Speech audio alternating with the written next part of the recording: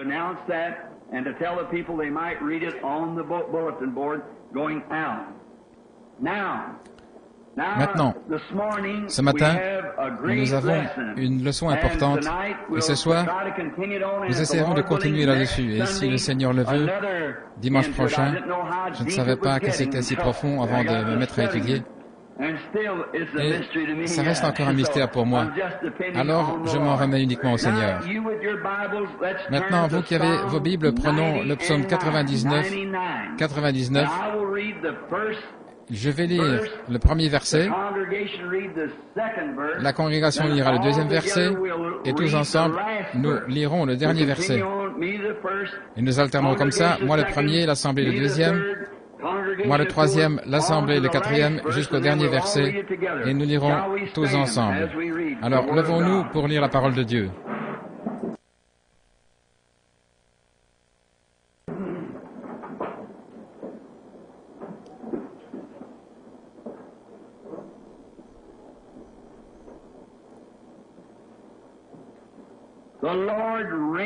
L'Éternel règne, les peuples tremblent. Il est assis entre les chérubins, la terre chancelle. L'Éternel est grand dans Sion, il est élevé au-dessus de tous les peuples.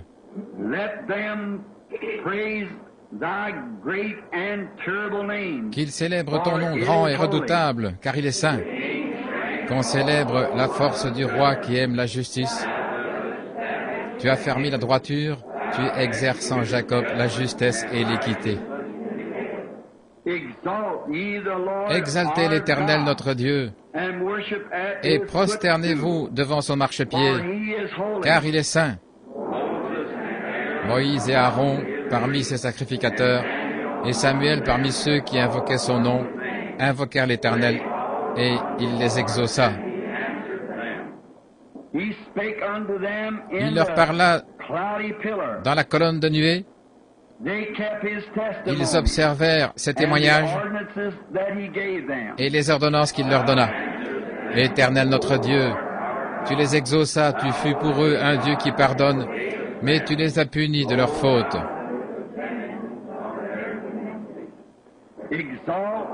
Exaltez l'Éternel notre Dieu, et prosternez-vous sur la montagne sainte, car l'Éternel notre Dieu est saint. Courbons la tête. Assurément, Seigneur, ces paroles sont écrites et composées par ton serviteur David sous forme de psaume en ton honneur. Tu habites entre les chérubins.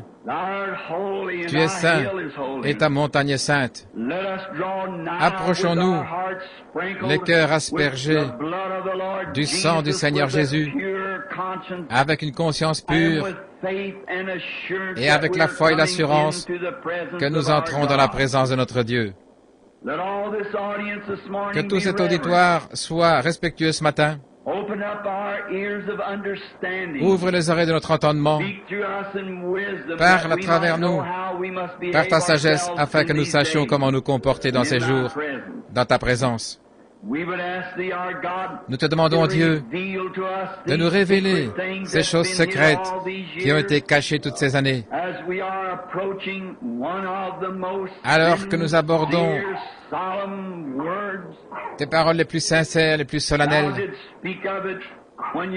tu en as parlé quand tu étais ici sur la terre et tu as dit que celui qui lit comprenne. Alors, nous venons à toi avec les meilleures dispositions, Seigneur, afin de chercher ta sagesse, car nous ne savons pas exactement quoi dire. Nous avons préparé quelques passages d'Écriture et nous dépendons solennellement de toi pour la réponse. Et ce n'est pour aucun autre but, mais c'est de connaître l'heure dans laquelle nous vivons, afin que nous soyons préparés pour les choses formidables qui sont devant nous. Veux-tu nous l'accorder, Seigneur? Au nom de celui qui nous a enseigné à tous que nous devrions prier comme ceci.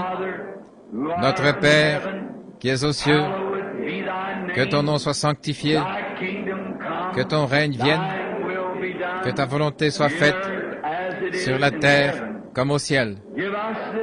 Donne-nous aujourd'hui notre pain quotidien et pardonne-nous nos offenses comme nous pardonnons à ceux qui nous ont offensés.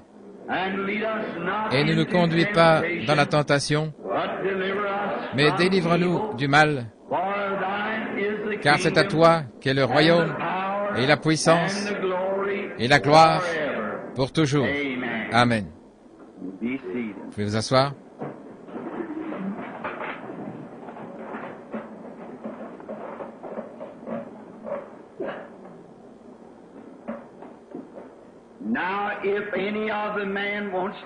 Maintenant, s'il y a des hommes qui veulent enlever leur manteau, ne vous gênez pas. Et ceux qui sont debout, le long des murs, si vous commencez à avoir mal aux pieds, eh bien, sentez-vous à l'aise de vous déplacer. Maintenant, si les enfants veulent aller dans leur classe, sont-ils déjà sortis? Non, ils ne peuvent pas, nous ne pouvons pas voir. Le pasteur dit que, vu qu'il y a beaucoup de monde, on a rempli les classes, si bien qu'on ne peut pas avoir l'école des dimanches pour les petits. Et nous serions contents, là, vous les petits, si vous voulez coopérer avec nous, parce que ce matin, nous abordons un message vraiment important qui, je suis sûr, va signifier beaucoup pour votre père, votre mère et vos bien-aimés qui sont ici, et même pour vous, les petits. Ainsi, nous approchons de cela avec un grand respect. Si le Seigneur le veut, ce matin, nous allons prendre le sujet des 70 semaines de Daniel.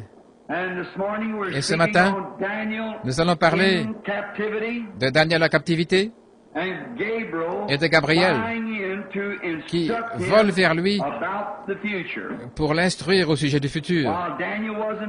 Pendant que Daniel était en prière, Gabriel, l'ange, est venu lui donner des instructions. Ce soir, je voudrais parler des 6 buts de sa visite.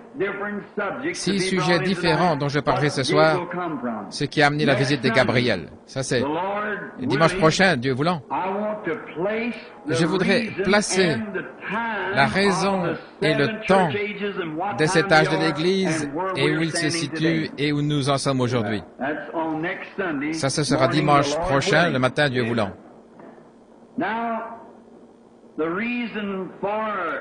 Maintenant, la raison pour ceci, j'ai apporté quelques petites notes de mes derniers messages. Ce matin, je voudrais faire un lien avec ce que nous avons vu parce que tout ça est enregistré sur bande magnétique qui iront dans le monde entier, dans beaucoup de nations. Et toujours la raison pour laquelle je fais un petit retour en arrière, c'est que il se pourrait qu'il y ait des gens qui n'ont pas écouté mes bandes, pour eux c'est la première fois, ils ne pourraient pas comprendre ce que je veux dire quand je fais référence à quelque chose d'autre. Cela fait des mois maintenant que nous étudions le livre de l'Apocalypse, la révélation de Jésus-Christ. Nous avons vu les âges de l'Église. Les 3 premiers chapitres de l'Apocalypse, c'était les âges de l'Église. Ensuite, Jean a été ravi dans les chapitres 4 et 5, et il lui a été montré des choses qui doivent arriver par la suite. Au chapitre 6, il redescend sur la terre à nouveau pour voir arriver des choses qui se produiront du chapitre 6, verset 1, jusqu'au chapitre 19, verset 21. C'est là qu'il y a les sceaux, les fléaux, les malheurs, les locustes, la femme dans le soleil,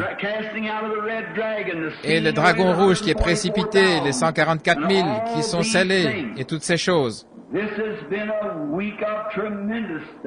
Ça a été une semaine d'études formidables. Je ne suis presque pas sorti de mon bureau en essayant d'étudier. Et la dernière fois, les anciens se souviennent. Je disais, là, il y a les 70 semaines de Daniel, mais je n'essayais pas de l'aborder, de l'expliquer. Mais cette fois-ci, par la grâce de Dieu, je me suis mis en devoir d'essayer de demander à Dieu de m'accorder la grâce de pouvoir l'apporter aux gens. Et ici, je découvre des choses dont je ne sais absolument rien. J'ai lu le livre du Dr. Larkins, le livre du Dr. Smith, les notes du Dr. Scofield, les commentaires émis par différents hommes partout, et cependant, je n'arrive quand même pas à faire concorder la chose. Ainsi, cette semaine, j'étais à la bibliothèque au Kentucky pour me documenter sur l'astronomie ancienne, les calendriers, la chronologie, et j'ai ramassé autant de livres anciens que j'ai pu dans les bibliothèques et tout, et je fais mon humble part en faisant solennellement confiance à Jésus-Christ qu'il me le révèle. En effet, si je veux savoir, ce n'est pas pour dire moi je sais ceci, moi je sais cela. Il connaît mon cœur, il m'écoute en ce moment. Et je veux savoir que c'est dans le but d'éclairer son peuple. C'est pourquoi je crois qu'il va me le donner. Je ne sais pas encore, mais je lui fais confiance pour dimanche prochain, parce que ce sera là la partie capitale dimanche prochain de connaître et de placer ces 70 semaines. Et chacune ont leur place. Et en les mettant bout à bout, en faisant ça, ça ne donne rien de juste. Le résultat est faux, c'est inévitable. Ainsi donc, peut-être que moi, je n'arriverai pas à les placer comme il faut, mais je vais mettre ma confiance dans le Seigneur pour cela. Je me souviens qu'une fois Salomon a prié et qu'il a demandé au Seigneur Dieu de lui donner de la sagesse, pas pour lui-même, pour que ses jours soient prolongés ou qu'il ait une vie plus longue ou des richesses, mais afin qu'il ait la sagesse de savoir comment juger le peuple de Dieu. Et Dieu a honoré cette prière et il a donné cette sagesse à Salomon parce que c'était pour son peuple. Et voilà pourquoi je demande à Dieu de me faire savoir ce qu'est cette 70e semaine, parce que je sais que c'est le calendrier exact pour l'âge dans lequel nous vivons. Et par conséquent, je veux savoir ce qu'il en est. Pas pour moi-même. Pas pour moi-même. Évidemment, je veux savoir. Ce n'est pas dans ce sens-là que je dis pas pour moi-même. Parce que je veux le savoir pour moi-même. Je veux savoir. Parce que je veux savoir où nous en sommes et dans quel temps nous vivons. Et puis, je sais que c'est quelque chose qui a été donné. Plusieurs ont fait leurs calculs, ils ont fait aboutir cela bien avant dans le passé. Je lisais que quelqu'un avait dit que tout ça s'était terminé en 1919, les 70 semaines. Eh bien, ce n'était pas ainsi. Après 70 semaines, tout est terminé. Ainsi, nous voulons connaître la vérité. Et je demande à Dieu de me donner la vérité. Maintenant, pour servir d'appui, pour récapituler, je voudrais reprendre un petit peu ce que nous avons vu. Alors, j'ai donc noté quelques points que nous avons vus au chapitre 4 et 5, pour que les gens comprennent. D'abord, avant de faire cela, je voudrais faire le lien pour que vous saisissiez depuis le 4e. Maintenant, souvenez-vous, le chapitre 3, c'était l'âge de l'église de Laodicée, et l'église a été enlevée à la fin de Laodicée. J'essayais d'expliquer quelque chose à ma femme là-dessus. J'avais Becky, ma fille, avec tous les dictionnaires qu'on avait pu trouver. Ils ne donnent pas la réponse. J'ai pris le dictionnaire biblique, j'ai pris le dictionnaire grec ancien, j'ai le Webster et beaucoup d'autres, les dictionnaires modernes. Pas un seul d'entre eux ne pouvait me donner la réponse d'une manière ou l'autre. Ma femme disait, comment veux-tu que les gens de chez nous, qui sont des gens pauvres, et beaucoup d'entre eux sont comme nous sans instruction, comment veux-tu qu'ils comprennent quelque chose comme ça? Et j'ai dit, Dieu donnera la réponse. Peu importe combien c'est compliqué, Dieu peut démêler ça et le rendre simple. car nous sommes une portion de ces gens qui languissent et qui prient pour que vienne ce jour et cette heure. Nos yeux sont fixés vers le ciel et nous attendons sa venue. Et je suis sûr qu'il va nous le montrer. Maintenant, ça ne va pas nous dire le jour ou l'heure, parce que ça, aucun homme ne le saura, mais ça va assurément nous dire dans quel jour de la semaine nous vivons, si seulement nous pouvons le saisir. Maintenant, au chapitre 4, Jean a été ravi tout de suite après l'Église. Jean, quand il est monté, il a vu l'âge de l'Église tout entier. J'aimerais m'arrêter ici un instant pour dire ceci. Bien des gens qui attendent quelque chose de vraiment prodigieux, puissant dans l'âge des nations, ils se trompent certainement. Les âges de l'Église et tout ce qui va se passer pendant l'ère des nations, ça se trouve dans Apocalypse 1 à Apocalypse 3 inclus. Ensuite, les livres est monté dans l'enlèvement et le reste jusqu'au chapitre 19, c'est ce qui arrive à la race juive après que l'Église soit montée. Et c'est le temps de la grande tribulation. Il n'arrive plus rien du côté des nations. C'est seulement de la boucherie et tout ça, comme nous le verrons quand nous y arriverons. Mais l'Église elle-même est partie au dernier verset du 3e chapitre de l'Apocalypse, au moment où l'âge de Laodicée se termine. Et nous avons pris chaque âge de l'Église, chaque époque, chaque chose qui est arrivée, chaque étoile, chaque messager, leur nature, ce qu'ils ont fait. Nous avons suivi cela à travers l'histoire jusqu'au tout dernier. Il s'est dessiné sur le côté du mur. Et quand on a terminé, le Saint-Esprit est venu tracer la même chose en cercle sur le mur. Il nous l'a révélé lui-même ici à tous. Maintenant, en faisant ceci, j'ai confiance qu'à la fin, il va venir avec quelque chose de formidable, nous montrer encore que nous sommes au temps de la fin. Combien ont entendu le discours de Kennedy, du président Kennedy, les commentaires, etc. Combien ont entendu ce pronostic selon lequel on prédit que d'ici le 1er janvier, les États-Unis et la Russie ne seront plus que des cendres volcaniques? Voilà tout ce qu'il nous faut. Il est plus tard que nous ne pensons. Alors si nous sommes si près que même les hommes de cette terre prédisent que cette chose terrible va arriver, nous ferions mieux d'être en alerte, tout bien en ordre, que tout soit confessé, que tout soit prêt, parce que nous ne savons pas à quelle heure au juste notre Seigneur va nous appeler. Et quand il fera sa sommation, montez plus haut. Vous ferez mieux d'être prêts. Et cela arrivera à l'heure où ne vous y attendez pas. Le grand réveil pentecôtiste est en train de se terminer. On le voit partout. Le dernier grand mouvement. Le message a été proclamé. Maintenant tout est prêt, en attente. L'Église est scellée, est mise à part. Les méchants sont encore plus méchants. Les églises deviennent plus formalistes. Les saints se rapprochent de Dieu. Les dons de l'Esprit commencent à se multiplier dans les petits groupes. Nous sommes au temps de la fin. Oh, j'aime ce chant que nous chantions autrefois à l'Église.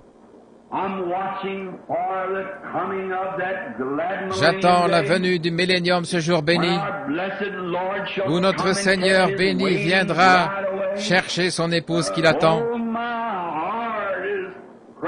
Oh, mon cœur assoiffé soupire après ce jour de douce délivrance, où notre Sauveur reviendra sur la terre. Nous attendons cette heure-là. Maintenant, au 5e chapitre, au verset 5, nous avons vu dans notre dernière leçon, nous avons parlé du parent rédempteur. Nous avons vu que c'était Christ.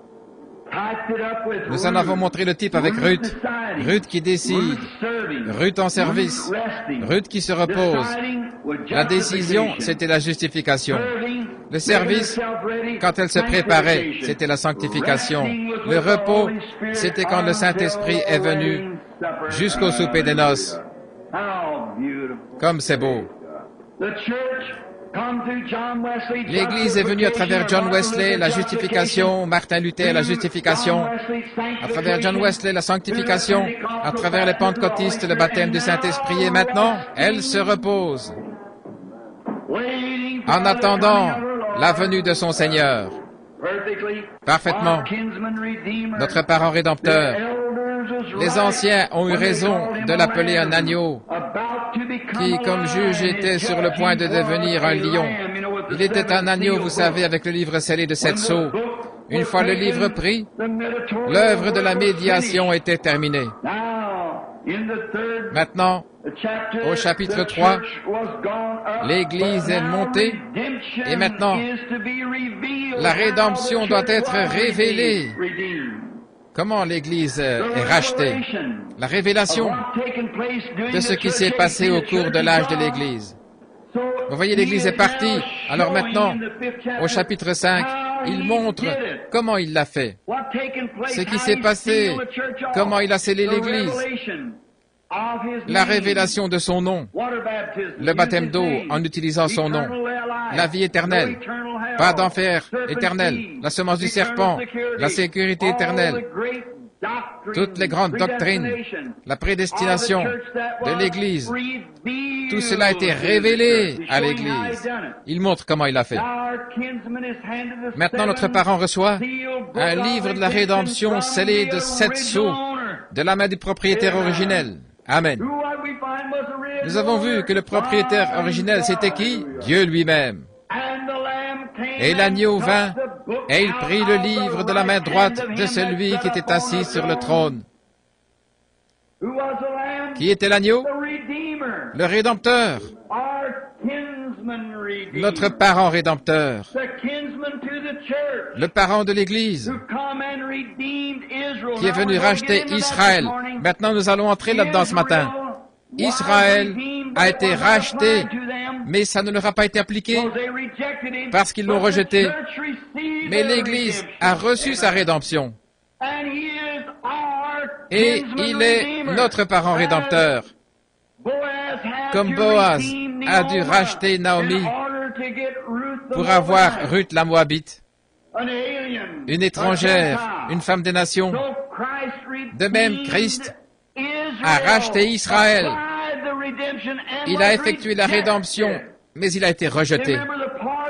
Vous vous souvenez de la grâce qui avait été signée pour cet homme qui a été fusillé, que je raconte à l'occasion, pendant la guerre civile?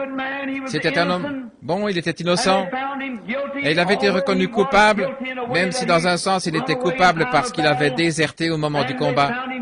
Il avait été reconnu et on allait le fusiller. Et un homme est allé voir le président Lincoln et lui a dit, « Monsieur Lincoln, cet homme est un chrétien. Il a eu peur, ce garçon, je connais sa famille. Il a seulement pris peur, il ne voulait pas faire de mal. Il a déserté. Monsieur Lincoln, c'est entre vos mains, vous êtes le seul à pouvoir le gracier. » Monsieur Lincoln a pris un bout de papier et sa plume et il a signé, « Un tel est gracié Abraham Lincoln. » Il est vite retourné à la prison en disant, « Voilà, j'ai obtenu ta grâce. » Et l'homme a dit, « Je refuse de regarder ça. Il y aurait un gros cachet là-dessus, il y aurait tout. Tu te moques de moi, c'est tout. »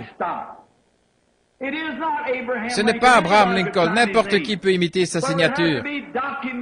Ce serait authentifié par son cachet et tout si ça venait de lui. Et l'homme a essayé de le persuader, mais malgré tout, le prisonnier pensait qu'il plaisantait. Alors il est parti, et le lendemain matin, il a été fusillé. Et puis après qu'il a été fusillé, il y a eu un procès devant la Cour fédérale, parce qu'Abraham Lincoln avait signé la grâce de cet homme 24 heures avant son exécution et que le gouvernement l'avait quand même fait exécuter. Et alors, ils l'ont fusillé. Alors quoi? Alors, la Cour fédérale des États-Unis a rendu l'arrêt suivant des cours fédérales, disant « Un pardon n'est pas un pardon, à moins d'être reçu en tant que pardon. » Et Jésus a racheté Israël au calvaire. Mais ce n'était pas un pardon pour eux parce qu'ils ne l'ont pas accepté en tant que pardon. Mais dans notre leçon ici, les 70 semaines, nous allons voir qu'ils reviennent accepter leur pardon. Mais il a racheté l'Église. Alors nous sommes pardonnés, graciés, parce que nous avons reçu le sang de Jésus-Christ comme notre pardon. Nous avons vu qu'il était notre parent rédempteur et qu'il a pris le livre de la main du propriétaire originel. C'est un titre de propriété de la rédemption. Vous vous souvenez de notre étude? C'est un titre de propriété de la rédemption. En plus, c'est un incontestable titre de propriété. En effet, Dieu avait exigé la vie en échange de la mort dans le jardin d'Éden. Alors Jésus, le juste, est mort et il a pris un titre de propriété. Et il a pu briser les sceaux, révéler ce qu'il y avait dedans et donner l'héritage à son peuple à qui cela appartenait.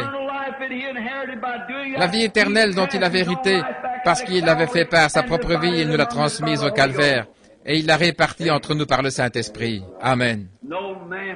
Aucun homme n'a jamais pu avoir même une petite idée de l'amour que c'était, ce qu'il a fait.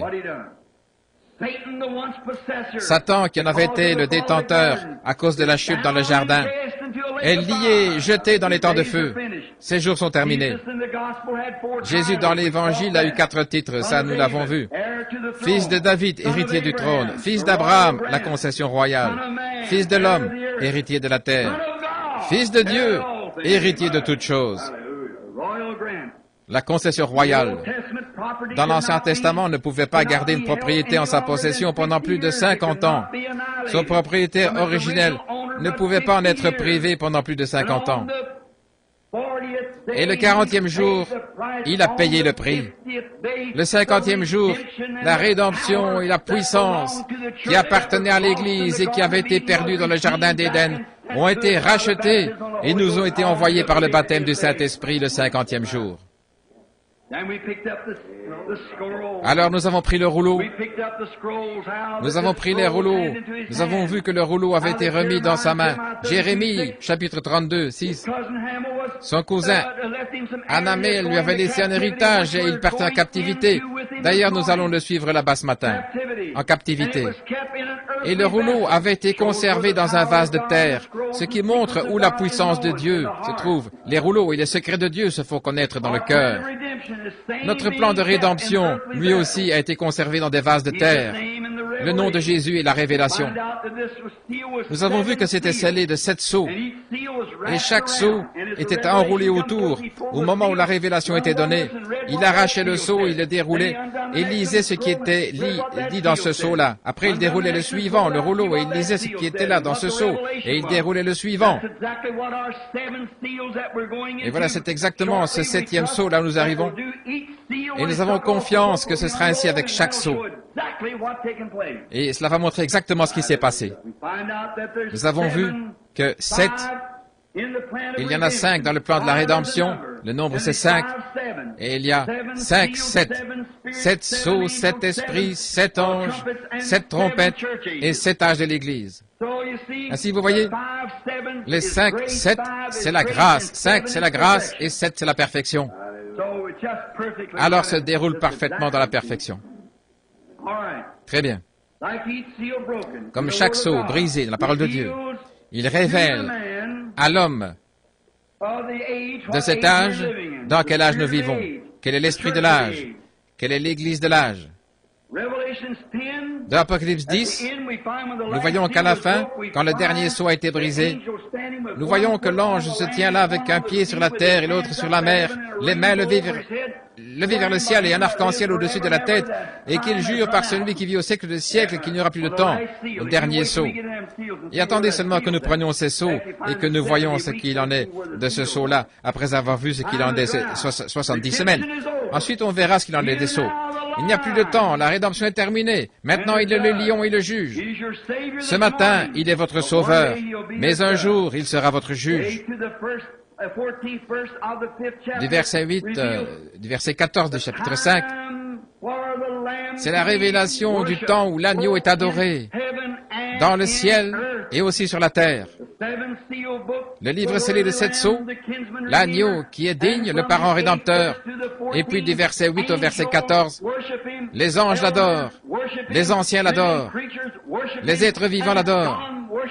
Et Jean l'a adoré avec une telle ardeur qu'il a dit, toutes les créatures qui sont dans le ciel et sur la terre et sous la terre m'ont entendu disant, à l'agneau soit louange, gloire, puissance et sagesse, la force, le temps d'adoration pour l'agneau roi. Maintenant, l'Église est partie, souvenez-vous. Maintenant, prenons Daniel au chapitre 9, du verset 1 au verset 3, et puis nous irons du verset 20 à 27, parce que ici, c'est juste la prière de Daniel. Je voudrais que vous lisiez et relisiez ceci plusieurs fois cette semaine, jusqu'à ce que vous le compreniez. La première année de Darius, de la race des Mèdes, lequel était devenu le roi du royaume des Chaldéens, la première année du règne, moi, Daniel, je compris par les livres qu'il devait s'écouler 70 ans pour la ruine de Jérusalem d'après le nombre des années dont Dieu avait parlé au prophète Jérémie. Alors, le verset suivant, je tournai ma face vers le Seigneur Dieu afin de recourir à la prière et aux supplications par le jeûne, le sac et la cendre. J'ai prié au Seigneur Dieu et je lui fis cette confession. Et il continue comme ça jusqu'à ce que nous arrivions au verset 20. Et là, pour gagner du temps, comme les gens sont debout, je voudrais que vous alliez jusqu'au verset 20. Le verset 20.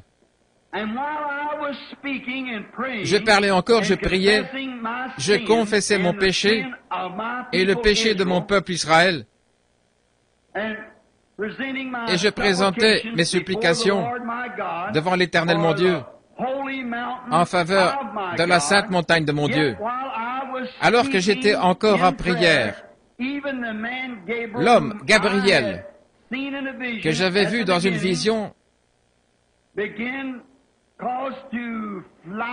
il s'avança vers moi d'un vol rapide au moment de l'offrande du soir. Et il m'informa, il me parla en disant, Daniel, je suis venu maintenant pour te donner de l'entendement. Oh, si seulement nous avions pu être là.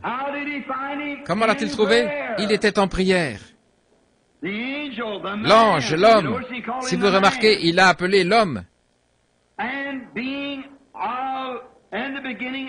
Et au commencement de tes supplications, l'ordre fut émis, et je viens pour te l'annoncer,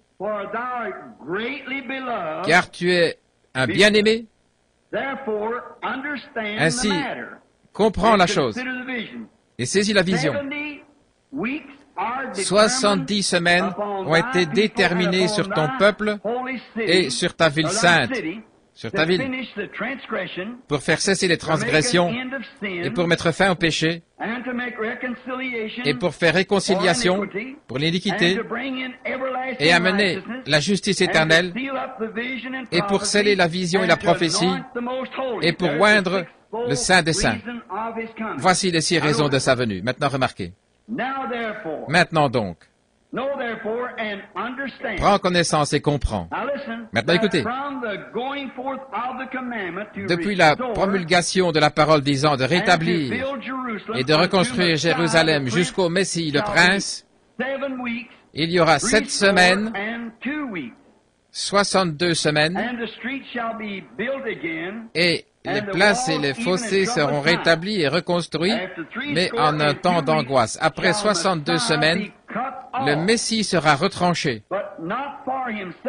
et il n'y aura personne pour lui. Le peuple d'un prince qui viendra, détruira la cité et le sanctuaire, et sa fin arrivera comme par une inondation, et il est résolu que les dévastations dureront jusqu'à la fin de la guerre. Et écoutez, et il va confirmer l'alliance une de ces 70 semaines, Et durant la moitié de la semaine, il fera cesser le sacrifice et l'offrande, et le dévastateur ira à l'extrême de l'abomination, jusqu'à ce que la ruine et ce qui a été résolu fondent sur le dévastateur.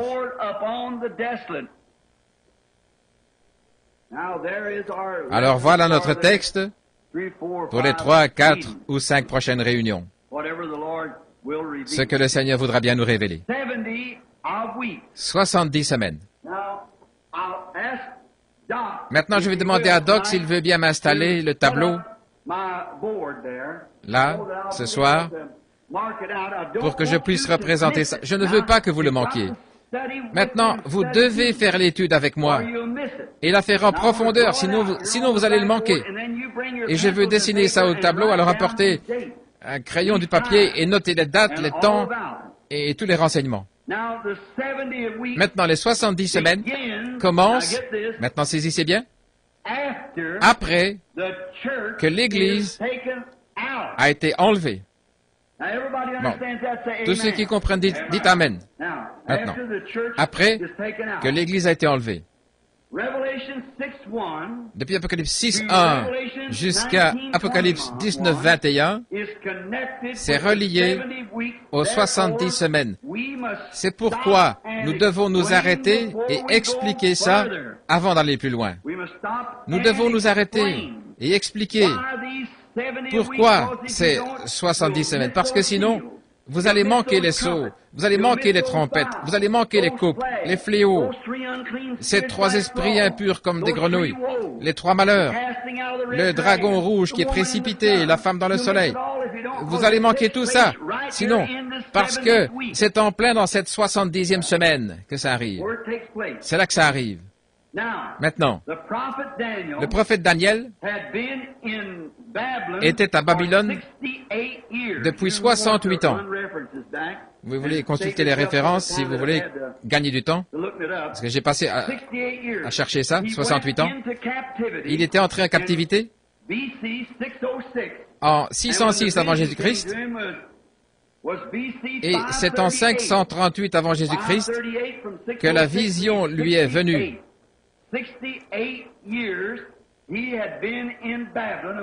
606 moins 538, ça fait 68 ans qu'il avait été à Babylone au milieu des païens. Et il avait toujours la victoire, et nous ne pouvons pas garder 1 heure. Mais lui, il avait été en plein dedans, et il avait seulement 3 compagnons avec lui. Et eux étaient ailleurs dans le royaume. Mais Daniel était seul avec Dieu. Et il a gardé la victoire pendant 68 ans. Pensez-y. Je ne veux pas me mettre à prêcher parce que c'est censé être un message d'enseignement. Mais pendant 68 ans, il avait gardé la victoire. Il ne s'était pas souillé aux yeux de Dieu. Et ça, sans le baptême du Saint-Esprit. Sans le sang de Jésus-Christ qui intercède pour lui. Il n'avait que le sang des taureaux, des boucs et des génisses qu'il devait offrir en secret à cause des traditions païennes de ce pays-là. On les a emmenés là, Jérémie avait prophétisé qu'ils iraient. Maintenant, Daniel, oh là là, il avait commencé à voir que le moment approchait, tout comme nous aujourd'hui. Daniel a commencé à voir, il a dit, par la lecture des livres. Et la première année du règne, moi, Daniel, je compris par les livres le nombre d'années qui allaient s'écouler. La parole est venue à Jérémie le prophète qu'il devait y avoir 70 ans pour la désolation de Jérusalem. Jérémie, en 606 avant Jésus-Christ, avait prophétisé qu'à cause de leur péché et de leur impiété, ils y resteraient 70 ans. Vous vous souvenez, il y avait un autre prophète qui apparut à cette époque, son nom m'échappe maintenant. Je pourrais peut-être le trouver dans quelques minutes, si je cherche un petit peu. Mais lui, et il est venu en disant, Jérémie, tu as tort. Dieu va laisser Israël là-bas pendant seulement autant de jours, environ 2 ans.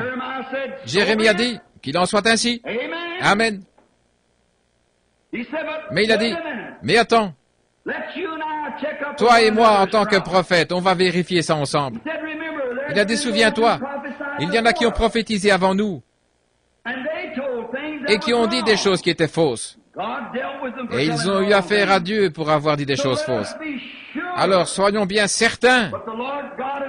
Mais à moi le Seigneur Dieu m'a dit qu'il y a encore 70 ans. Et Dieu a frappé ce faux prophète, il lui a ôté la vie la même année. Parce que Dieu avait dit au vrai prophète qu'il y aurait 70 ans. Je voudrais que vous remarquiez que Daniel, même s'il était un étranger, même s'il avait été séparé de son peuple, séparé de son église, il n'avait pas de réunion du tout, pas d'église où aller, pas de cantiques à chanter, autre que ceux qu'il chantait tout seul. Malgré tout ça, il est resté ancré à ce que le prophète avait dit. Amen, gloire à Dieu. Il n'y avait pas d'église où aller, personne avec qui fraterniser. Tout le monde allait dans des temples païens. Tout le monde adorait leurs idoles. Pas de chants chrétiens. Personne qui ne croyait la même chose que lui. Et pendant 68 ans, depuis qu'il avait été emmené là-bas comme un jeune homme, 12 ou 14 ans, il est resté fidèle à Dieu. Et il a compris par le prophète Jérémie que les jours étaient presque écoulés. Oh, que ce sentiment de mise en garde devrait animer le cœur de tout vrai prophète de Dieu aujourd'hui, quand nous regardons en arrière, pour voir ce que ce vrai prophète avait dit, et que nous savons que nous sommes au temps de la fin. Il disait, j'ai compris par les livres que Jérémie, mon frère, il y a bien des années, a prophétisé qu'Israël resterait ici pendant 70 ans. Et le temps est presque écoulé. Et il s'est préparé. Il a publié un jeûne. Il s'est sanctifié. Il a pris la cendre et le sac. Il a mis ça sur sa tête et il s'est mis à jeûner et à prier pour comprendre ce qu'il en était du jour où il vivait. Et si Daniel, le prophète du Seigneur, a pu consulter les livres de Jérémie et que cela lui fasse un tel effet, que même le fait qu'Israël sorte, que tous ceux qui étaient vivants sortent de Babylone pour retourner dans leur patrie, et que ça le fasse jeûner et prendre le sac et la cendre, combien plus d'effet cela devrait faire à l'Église de Dieu vivant, de savoir que le temps est en train de se terminer et qu'il n'y aura plus de temps et que la venue du Seigneur Jésus-Christ et le glorieux millénium vont bientôt être là. Comment peut-on perdre son temps, le gaspiller, à jouer à des jeux d'argent, à aller à la piscine le dimanche? Pas de temps pour le Seigneur. On fait un saut là-bas, si le Seigneur dit quelque chose qui ne nous plaît pas, on se lève et on sort. Et si la réunion dure trop longtemps, eh bien on est mécontent. Regardez dans quel état nous sommes. Regardez ce que nous faisons. Comparons notre vie avec ce prophète. Un seul homme, dans un royaume entier, sans église où aller, ni aucune nulle part où aller. Tout avait été détruit et brûlé. Sa ville, son peuple était captif pendant 68 ans. 68, 69, 70. Et il lui restait 2 ans. Alors quand il s'est mis à lire dans le livre et qu'il a vu que le temps s'accomplissait, pour l'accomplissement, il est allé devant Dieu dans la prière pour savoir ce qu'il en était. Quel temps! Qu'est-ce que nous faisons? Alors que les nations se disloquent et que la mer rugit et que le cœur des hommes défaille de peur dans un temps de perplexité. Toutes ces choses, l'écriture sur la muraille, la ségrégation raciale, le mal sous toutes ses formes qui règnent dans le monde. Et les querelles, les bagarres et les histoires. Il y a assez d'armes suspendues dans les silos pour qu'un petit pays de la taille de Cuba près d'ici soit capable de détruire le monde en 10 minutes. Et eux, ils se querellent, des hommes impies, qui ne connaissent pas Dieu et qui ne connaissent pas sa puissance. Et le Saint-Esprit est dans l'Église, en train d'agir parmi les élus, de montrer qu'il est vivant après 2000 ans, et qu'il est le même hier, aujourd'hui et pour toujours. Comment peut-on rester assis là, nonchalamment? Comment peut-on prendre la chose comme ça, à la légère? Il est temps de s'examiner, en voyant cette grandeur qui approche. Maintenant, il avait lu dans Jérémie, au chapitre 25. Prenons Jérémie, chapitre 25, et lisons ce que Jérémie avait à dire.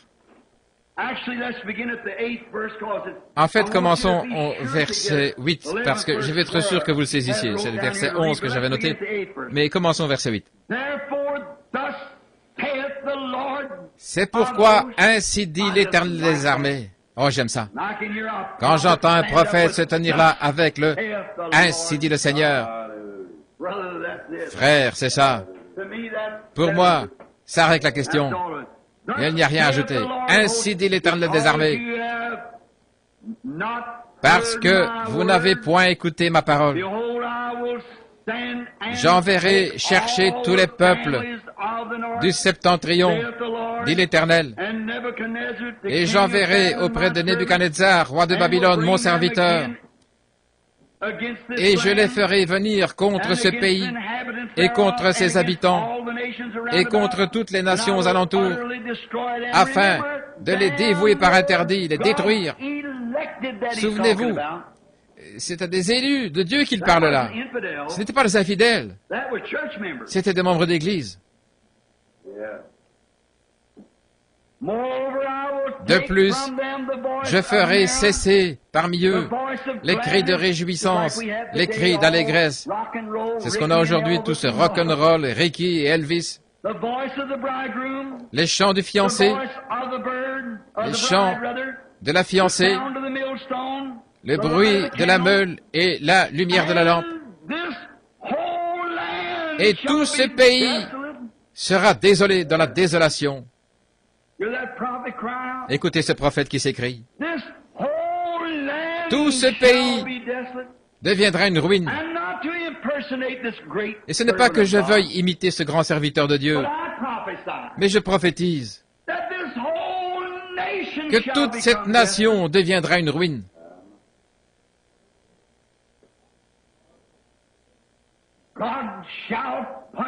Dieu va punir cette nation à cause de ses péchés. Si Dieu n'a pas fermé les yeux sur les mauvaises actions d'Israël, son élu, la semence d'Abraham, à qui il avait donné son alliance et sa promesse, pourtant ils étaient religieux jusqu'à la moelle, avec leurs grandes églises, leurs sacrificateurs, leurs rabbins, mais à cause de l'immoralité et de ces choses qu'il y avait parmi eux, Dieu leur a fait récolter ce qu'ils avaient semé. De même, nous aussi, nous aurons affaire à lui. Verset 11. Tout ce pays deviendra une ruine, un désert. C'est-à-dire qu'en les voyant, tout le monde dira, voilà où ils en sont. Eux qui étaient si puissants, regardez-les maintenant. Et ces nations seront asservies au roi de Babylone pendant 70 ans. C'est toute une vie. C'est quand votre chère maman bénie, qui est âgée maintenant, était un bébé. Ils sont restés là sans Dieu, sans église, sans chant, sans rien du tout. Pendant toute une génération. Jusqu'à ce que cette génération pécheresse soit entièrement disparue. Mais lorsque ces 70 ans seront accomplis, je punirai le roi de Babylone Et cette nation, dit l'Éternel, à cause de leur iniquité, je punirai le pays des Chaldéens, et j'en ferai une ruine perpétuelle. Je ferai venir sur ce pays toutes les choses que j'ai annoncées sur lui, tout ce qui est écrit dans ce livre, ce que Jérémie a prophétisé sur toute la nation. Car des nations puissantes et de grands rois les asserviront, eux aussi, et je rendrai selon leurs œuvres et selon les paroles de leurs mains. Car ainsi dit l'Éternel Dieu d'Israël, prends de ma main cette coupe remplie de vin de ma colère, et fais-la boire à toutes les nations vers lesquelles je t'enverrai. Autrement dit, Jérémie, je t'ai donné ce message. Ne reste pas tranquille, à ne rien faire, toujours au même endroit, mais prophétise à toutes les nations. Vous me suivez? Prophétise à toute la nation, montre mes signes et mes prodiges, et fais-leur savoir que je viens accomplir ceci. Ils boiront, et ils chancelleront et seront comme fous à cause de la parole que j'enverrai au milieu d'eux. Et ce jour même, qu'est-ce qu'ils font? Ils vous traitent de faux prophètes. Ils vous traitent de faiseurs de compromis. Ils vous traitent de fanatiques, de devins, ou de faiseurs de songes, ou de quelqu'un qui fait de la télépathie mentale. Ils seront comme fous. Et le mot fou, si vous analysez, ça veut dire atteint de folie. Ils deviendront littéralement fous et ils diront, oh, ne vous occupez pas de cet exalté, de ces absurdités, à cause de la parole que j'enverrai au milieu d'eux. Est-ce que vous voyez l'histoire qui se répète? Jérémie n'était pas d'accord avec leurs pharisiens, leurs sadducéens, leurs hérodiens ou quoi encore. Il proclamait seulement la parole. Et ça les rendait tous fous furieux. Pourquoi? Maintenant remarquez. Et alors, je pris la coupe de la main de l'Éternel et je la fis boire à toutes les nations. Jérémie n'est pas resté à la maison. Jérémie ne s'est pas confiné à son petit patelin, mais il l'a fait boire à toutes les nations vers lesquelles l'Éternel m'envoyait. Jérémie a pris la parole de l'Éternel, le vin de sa parole. Et le vin, c'est la puissance de sa parole. Le vin a une puissance. Le vin intoxique. Il y a de la puissance dans le vin. Et j'ai pris la parole de l'Éternel, a dit Jérémie. Et je l'ai manifestée. Le vin, la puissance qui est en elle. Et je la leur ai démontrée. Mais ils n'ont pas voulu écouter. Dieu a dit, alors je les enverrai à Babylone pour 70 ans. Et c'est exactement ce qu'il a fait. Ils y sont tous allés, les justes et les injustes. Revenons à notre leçon. Daniel avait lu, pensez un peu. Daniel a lu les mêmes paroles que nous lisons ce matin. Daniel a lu la même Bible, avec la même ponctuation, les mêmes phrases, les mêmes choses que ce que moi, avec l'aide de Dieu, je vais vous lire dans les quelques messages à venir. La même chose pour vous montrer que nous sommes au temps de la fin. Alors Daniel, avec la parole de Jérémie, il descend à Babylone. Et il était le prophète oint. Et il a opéré des miracles, des signes. Il pouvait interpréter les langues inconnues. Et il a accompli des signes et des prodiges au milieu d'eux. Et pourtant, il n'avait personne avec lui. Il était seul. Il était seul. Mais Jérémie avait écrit ces paroles bien des années auparavant. Et Daniel, en interprétant la parole, il a compris. Eh bien, un instant là, nous approchons du temps de la fin, puisqu'il y a déjà 68 ans que je suis ici. Et le prophète du Seigneur, mon frère, le vrai prophète de Dieu, qui a prouvé qu'il était prophète, il nous a donné une prophétie. Je l'ai là, c'est écrit dans le livre. Il s'écoulera 70 ans. Oh Seigneur Dieu, nous approchons de la fin. Ceux de cette génération-là sont tous morts. Qu'est-ce que tu vas faire maintenant, Seigneur? Tu as promis de nous envoyer. Et il a décidé de se mettre en prière. Oh Dieu, s'il y a un temps où nous aussi nous devrions nous mettre en prière, c'est bien maintenant.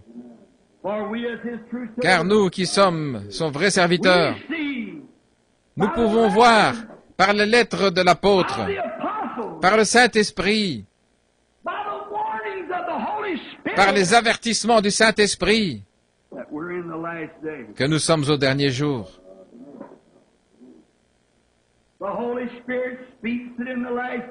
Le Saint-Esprit le dit, dans les derniers jours, les hommes seront emportés, enflés d'orgueil, aimant le plaisir plus que Dieu, déloyaux, calomniateurs, intempérants, ennemis des gens de bien. C'est ce que je comprends par la lettre.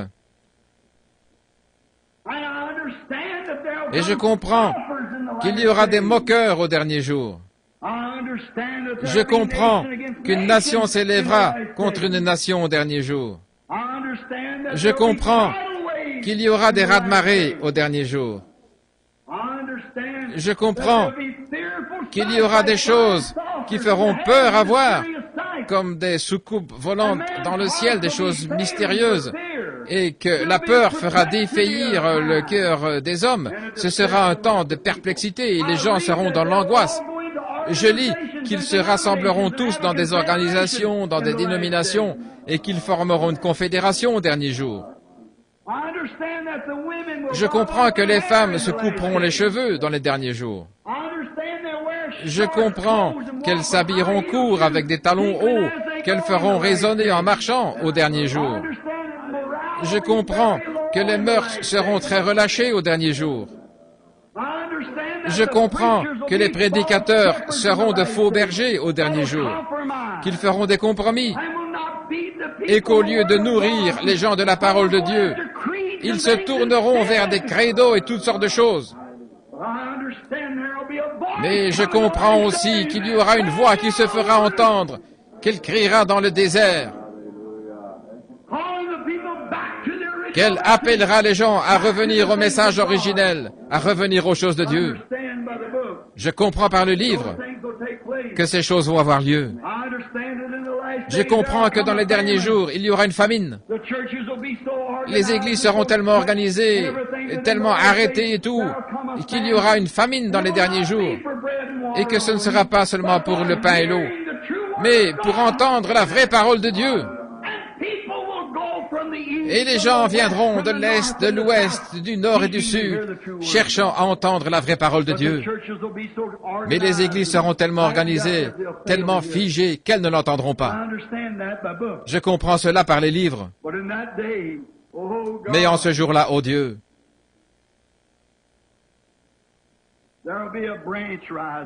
il y aura une branche qui va s'élever de David.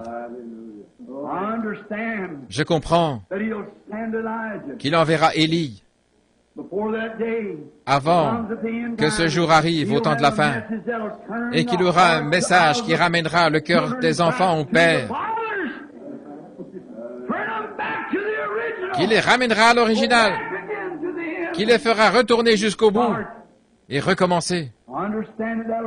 Je comprends que cela se produira juste avant que l'Esprit quitte l'Église des nations pour se tourner de nouveau vers les Juifs. Et je ne comprends pas seulement par la lettre, je comprends par la parole écrite, qu'Israël retournera dans sa patrie. Et je la vois entrer. Je comprends par les lettres des prophètes qu'Israël deviendra une nation. Ils vont rétablir l'adoration dans le temple. Dieu traitera de nouveau avec elle, et quand elle sera retournée dans sa patrie. Oh, 2 prophètes paraîtront parmi eux dans les derniers jours. C'est ce que je comprends. Au moment du départ de l'Église des Nations, 2 prophètes arriveront. Élie, Élisée et Moïse pour Israël. Nous verrons cela au cours de notre étude. Le prophète a vu que leur temps là-bas à Babylone était presque écoulé. Très bien. Gabriel apparaît. Pas seulement pour révéler ce qu'il avait demandé, mais pour lui faire comprendre tout ce qui avait été résolu pour la race juive jusqu'au bout, jusqu'à la fin. Il avait demandé une petite chose. Et il a reçu toute la chose. Il avait seulement demandé à savoir. Ce que Daniel voulait savoir, c'était combien de temps, Seigneur, reste-t-il encore? Le prophète Jérémie, ton serviteur, mon frère, il a prophétisé il y a 68 ans. Il a dit que c'est pendant 70 ans que ce peuple resterait ici. L'ancienne génération est presque toute disparue maintenant. Une ancienne génération de Pentecôte a apparu il y a 40 ans. On les appelait les vétérans du combat, ils se sont organisés, ils se sont bagarrés, disputés tout le long, du mont Horeb jusqu'au mont Nebo, tout le long. Mais nous avons fini par arriver au fleuve maintenant, et il va en susciter une nouvelle avec un Josué pour les faire traverser. La loi a échoué, Moïse l'a suivi, Moïse a échoué. C'est Josué qui les a fait traverser. Nous voyons que les organisations ont échoué. Mais l'Esprit de Dieu, Josué, le mot Josué veut dire Jésus notre Sauveur. C'est le Saint-Esprit qui viendra dans l'Église. Pas une organisation. Mais le Saint-Esprit viendra parmi les gens et il les préparera à monter, à traverser le Jourdain. Je comprends par la lecture du livre que c'est ce qui va arriver.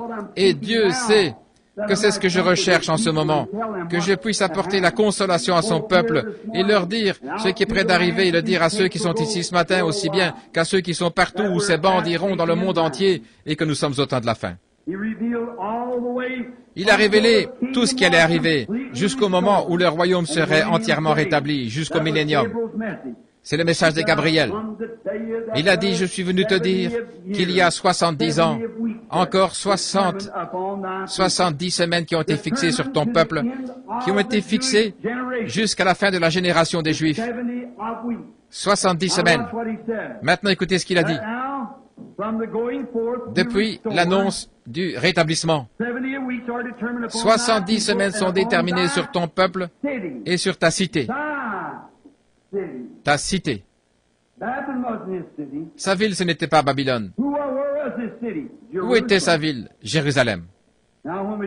Maintenant, quand nous arriverons au 7 ou au 6 confirmations, nous allons voir ce qu'est cette cité, établir cela et montrer qui c'était, qui en était le fondateur, d'où elle est venue, combien de temps restera-t-elle debout, sera-t-elle reconstruite, à quel moment? Oh, de grandes choses nous attendent. Très bien. 70 semaines ont été fixées sur ton peuple et sur ta cité pour faire cesser les transgressions. Il n'a jamais dit Daniel. Évidemment, il a bien dû lui dire que les 70 semaines, je veux dire que les 70 ans étaient presque écoulés. 68, il ne manquait plus que 2 ans. Et nous voyons ici que la prophétie de Jérémie était absolument exacte. 2 ans plus tard, il sortait. Néhémie a obtenu une autorisation du roi et il a reconstruit la muraille en des temps difficiles. Ils ont travaillé. Écoutez ceci. Faire cesser les transgressions, mettre fin au péché. Mettre fin au péché. Pour qui? Pour les Juifs. Cela a été déterminé sur ton peuple, pas sur les nations, mais sur ton peuple, les Juifs. Et sur ta cité, pas New York, ni Boston, Philadelphie, Chicago, Los Angeles, Rome, mais sur ta cité, Jérusalem. Et pour faire cesser les transgressions, mettre fin au péché, expier l'iniquité et amener la justice éternelle. Et pour sceller la vision et la prophétie, et pour oindre le Saint des Saints. Prends donc connaissance et comprends, depuis la promulgation de la parole disant de rétablir et de reconstruire Jérusalem, qui était sa cité, jusqu'au Messie, le Prince, il y aura 7 des 70 semaines. Attendez qu'on y arrive. Oh là là, c'est une bénédiction. Il va falloir que j'apporte une corde pour m'attacher ici. Il a tout révélé jusqu'à la fin. Il a dit, je ne vais pas seulement te dire, là, que ces 2 années ce sera terminé. Nous savons tous qu'ils y sont restés pendant exactement 70 ans et qu'ils sont sortis. Exactement ce que le prophète avait dit. Et Ésaïe, je veux dire, Daniel croyait ce prophète, alors il était là, prêt. Gabriel, quand il est venu, il a dit, je suis venu t'annoncer, te révéler ces choses jusqu'au bout, jusqu'à la fin. Regardez. Jusqu'à l'extrême. L'abomination, la désolation. Je vais te montrer la consommation, la fin de toute chose. Il dit, je vais te montrer ce qui va arriver. Maintenant, écoutez bien. Saisissez-le bien. Moi, Daniel, j'ai été envoyé. Tu es un bien-aimé au ciel. J'ai entendu tes prières. Et maintenant, je suis descendu pour t'annoncer ce qui a été déterminé pour les Juifs et pour Jérusalem à partir de maintenant jusqu'à la fin de toute chose. Toute chose. Maintenant, est-ce que vous comprenez, ma classe? Si nous pouvons trouver ce que sont ces 70 semaines, nous saurons quand sera la fin. Oh là là, que Dieu nous aide. Que Dieu nous aide à savoir. Il nous est dit exactement, quelque part dans ces pages, le temps exact de là jusqu'à maintenant, jusqu'à la fin, et ce sera précis à la minute près. Oh, la glorieuse parole de Dieu. Quand Dieu a fait la terre et l'a mise en orbite, et je prêchais l'autre soir, dimanche soir, qu'il n'y a rien qui fasse défaut. Le mouvement de ce monde est tellement parfait qu'ils peuvent vous dire exactement à quel moment le soleil et la lune vont s'aligner dans 20 ans. Vous dire la minute précise, aucune horloge de ce monde ne me permettrait de vous dire ça, même la meilleure. Elle avance de 2 ou 3 minutes par mois ou elle retarde. On ne peut rien faire d'aussi parfait. En effet, il n'y en a qu'un qui soit parfait. C'est Dieu. Et Dieu et sa parole, c'est la même chose. Donc la parole de Dieu est parfaite. Et si nous arrivons à trouver ces jours-là, nous trouverons exactement quand sera la fin. Vous saisissez? C'est déterminé jusqu'à la consommation. Verset 24. Ton peuple et ta sainte cité, c'est-à-dire Jérusalem. Je suis au verset 21, verset 24. Jésus en a parlé dans Matthieu 24. Maintenant, frère Collins, s'il est ici ce matin, je ne sais pas s'il est ici. Quand nous avons eu des questions l'autre soir, il a posé une question. J'imagine que ça ne vous dérange pas que je le dise, frère Collins. Au sujet de l'abomination qui cause la désolation, c'est que ça voulait dire. Jésus en a parlé dans Matthieu chapitre 24. Et nous voyons, Matthieu 24, 15. Laissez-moi prendre ça rapidement. Jésus qui parle de la même chose ici, en citant Daniel. Matthieu 24, 15, pour vous qui prenez des notes, je voudrais que chacun de vous, surtout ce soir et dimanche prochain, que vous apportiez des crayons du papier, à moins que vous ayez un magnétophone. Donc 24, verset 15. C'est pourquoi, lorsque vous verrez l'abomination de la désolation dont a parlé le prophète Daniel, pensez-y, je crois que ça, c'était 486 ans avant. 86 ans avant. Le prophète Daniel, établi en lieu saint, regardez là dans votre Bible, c'est entre tirets, et que celui qui lit fasse attention. Or, il est en train de parler aux Juifs. Parle aux Juifs. Ils veulent savoir qu'en est-il de ce temple. Quand sera-t-il détruit? Quand sera-t-il reconstruit? Quand viendra le temps où il ne restera pas pierre sur pierre? Combien de temps cela va-t-il durer? Il a dit, quand vous verrez l'abomination qui cause la désolation établie, là, dans Daniel, établie en lieu saint, il a dit, quand vous verrez cela arriver, alors que celui qui lit comprenne ce qu'il est dit. C'est la raison pour laquelle nous prions Dieu de rendre cela tellement parfait qu'il n'y ait pas l'ombre d'un doute. En effet, nous ne devons pas ajouter notre propre interprétation à ces choses. Ça doit venir, ainsi dit le Seigneur. Alors j'en reste là, jusqu'à ce que je comprenne. Il lui a révélé toutes choses, cette abomination. Et souvenez-vous, il y a plusieurs sens à ça. C'est comme pour appeler mon fils à sortir d'Égypte. Comme Israël a été appelé à sortir, Jésus, son fils, lui aussi a été appelé à sortir. Et ça va se passer exactement comme ça, aussi sûr que je suis ici. Et il l'a fait de telle manière, il a complètement caché cela. Il l'a complètement caché à l'Église. Oh, quand nous allons nous mettre à étudier ça, c'est 6 choses à comprendre qu'il a cachées pour que l'Église soit constamment aux aguets. Mais maintenant, l'âge de l'Église est presque terminé. Alors tout est prêt maintenant pour sa venue. Ça se prépare. C'est l'un des passages les plus importants du livre. Qu'est-ce qu'il fait? Il annonce quand ce sera terminé pour la nation juive, le peuple juif. Ce passage des Écritures, les 70 semaines, il révèle et dit exactement ce qu'il en est à partir du moment où Daniel a commencé là-bas jusqu'au moment où ce sera la fin de toute chose. C'est l'une des plus formidables horloges.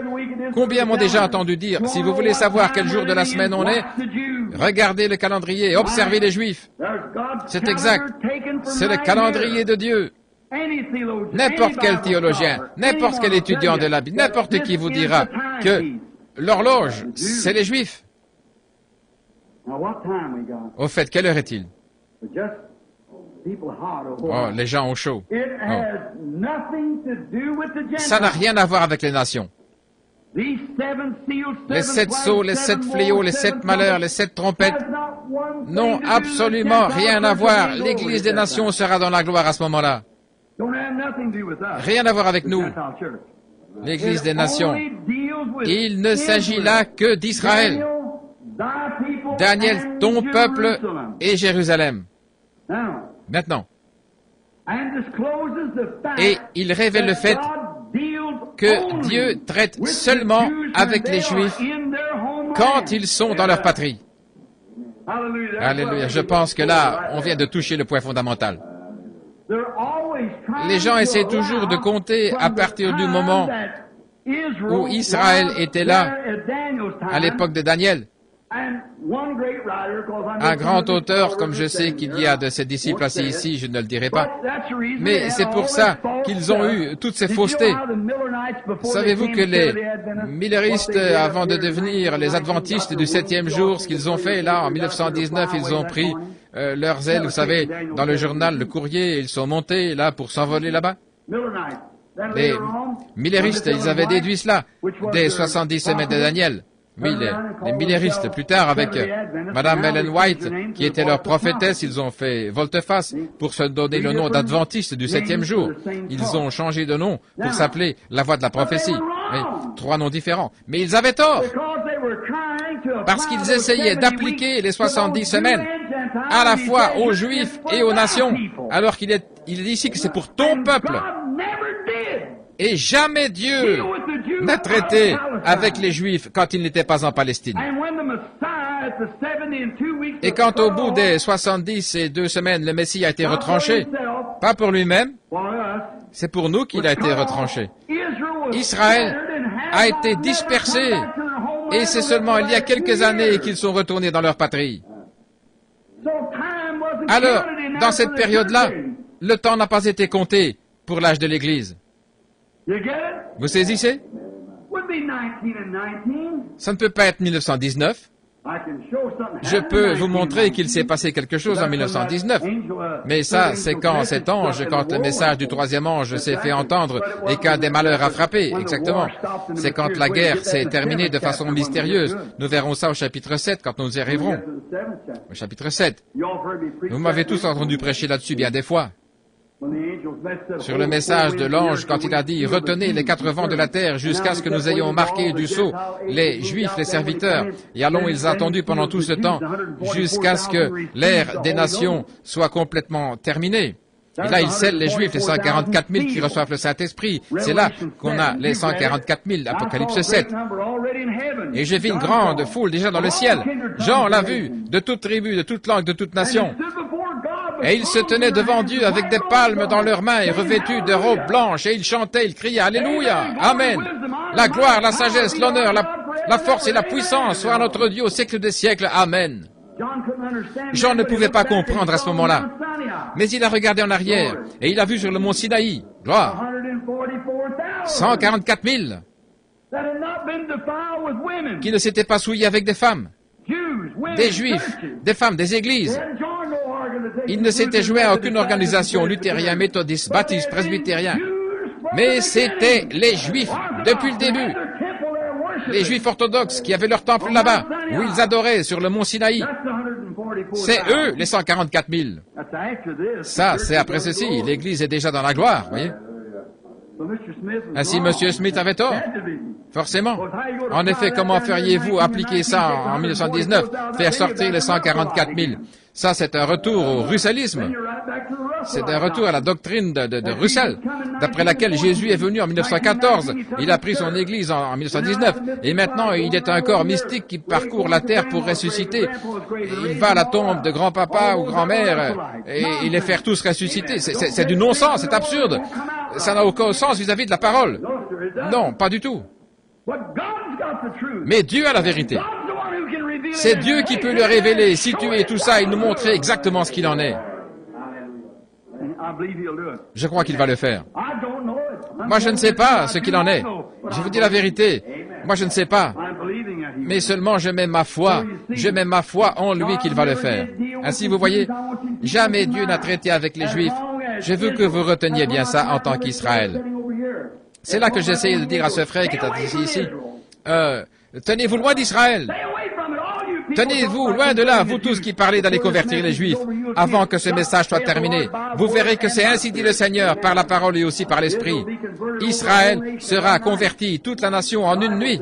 La Bible le dit. Mais l'Évangile n'est même pas pour eux. Il y a quelques renégats qui sont en dehors, et c'est comme ça, qui entrent et qui sont en dehors du corps principal des Juifs, qui entrent et reçoivent le salut. C'est vrai, je crois ça de tout mon cœur. Mais souvenez-vous, en tant qu'Israël est en dehors de son pays, ils ne peuvent pas être sauvés. Et maintenant ils retournent, et ils seront sauvés, toute la nation, au complet, en un jour. La Bible le dit. Un jour ramènera entièrement tout Israël à Dieu. Quelque chose de tellement puissant va arriver en Israël un de ces jours, que ça va ébranler la nation tout entière. Même le prophète s'est écrié et il a dit, « Tu as fait cela en un jour. » En un jour. Ils le verront. Quelque chose de puissant va arriver. À mon avis, ce sera un prophète puissant qui paraîtra et qui se tiendra devant Israël pour leur prouver que le Messie est toujours vivant. Que ce Messie qu'ils ont rejeté, maintenant ils lisent cette Bible, la Bible d'Israël. Ils la lisent de droite à gauche, c'est leur manière de lire. Vous savez comment, dans la langue juive, quand ils lisent cela, Pétrus leur a envoyé 1 million de Bibles. Ils ont dit, si ce Jésus, c'était ces Juifs qui avaient été ramenés d'Iran, de par là, ils n'avaient jamais entendu parler d'un Messie.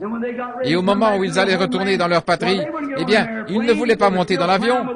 Ils en étaient encore à labourer avec les anciennes charrues. Vous voyez?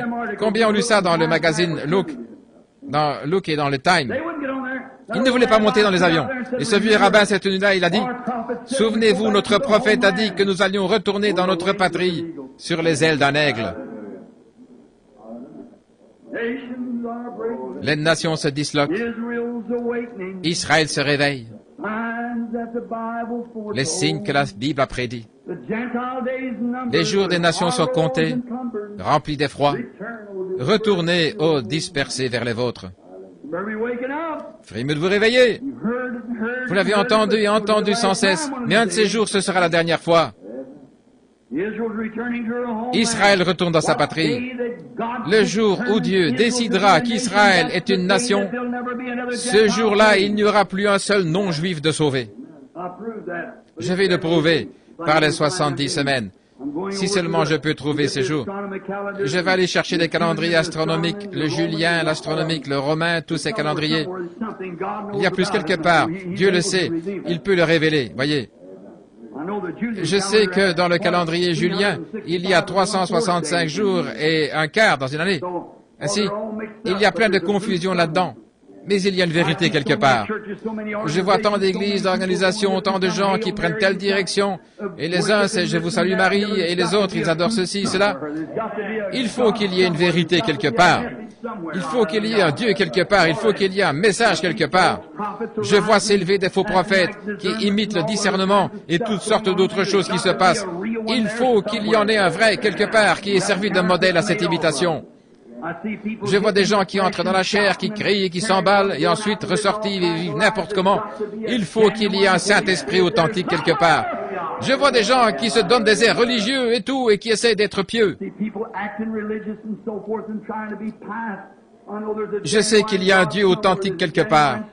Il y a un esprit authentique quelque part, parce que cette espèce d'hypocrite, cette espèce de contrefaçon, c'est une imitation, mais il doit y avoir quelque chose de réel. Un homme, un peuple, une église, un Dieu. Il faut qu'il y ait quelque chose de vrai quelque part. Parce que ceux-là ne sont que des imitations. Il y a quelque chose de vrai quelque part. J'ai parlé à cette église au sujet des dons. Faites attention à vos dons. Gardez-les conformes à la Bible. N'acceptez pas un substitut alors que les cieux sont remplis des vrais dons. Tenons-nous aux vrais, prenons les vrais, ou n'en prenons pas du tout. Maintenant, c'est un fait que Dieu traite avec Israël seulement quand elle est dans sa patrie. Prenons par exemple, quand Abraham a quitté sa patrie pour aller en Égypte, qu'est-ce qui est arrivé? Il s'est éloigné de la volonté de Dieu et il n'a plus été béni tant qu'il n'est pas retourné dans sa patrie. Dieu n'a plus traité avec lui. Pas une vision, rien d'autre tant qu'il n'est pas retourné dans sa patrie. Regardez Israël, quand ils ont été envoyés en Égypte pour 400 ans. Pas un miracle, pas un seul signe, pas la moindre chose au milieu d'eux. Il n'y a rien de mentionné dans l'histoire du livre. Toujours le même train-train. Aller à l'église, offrir l'agneau, dire un « Je vous salue Marie » ou ce qu'il fallait dire et retourner. L'année suivante, c'est pareil. Les prêtres étaient tous là à se disputer. Le rabbin tel, on va élire le rabbin tel. Il a fait plus d'études, il connaît mieux les Égyptiens.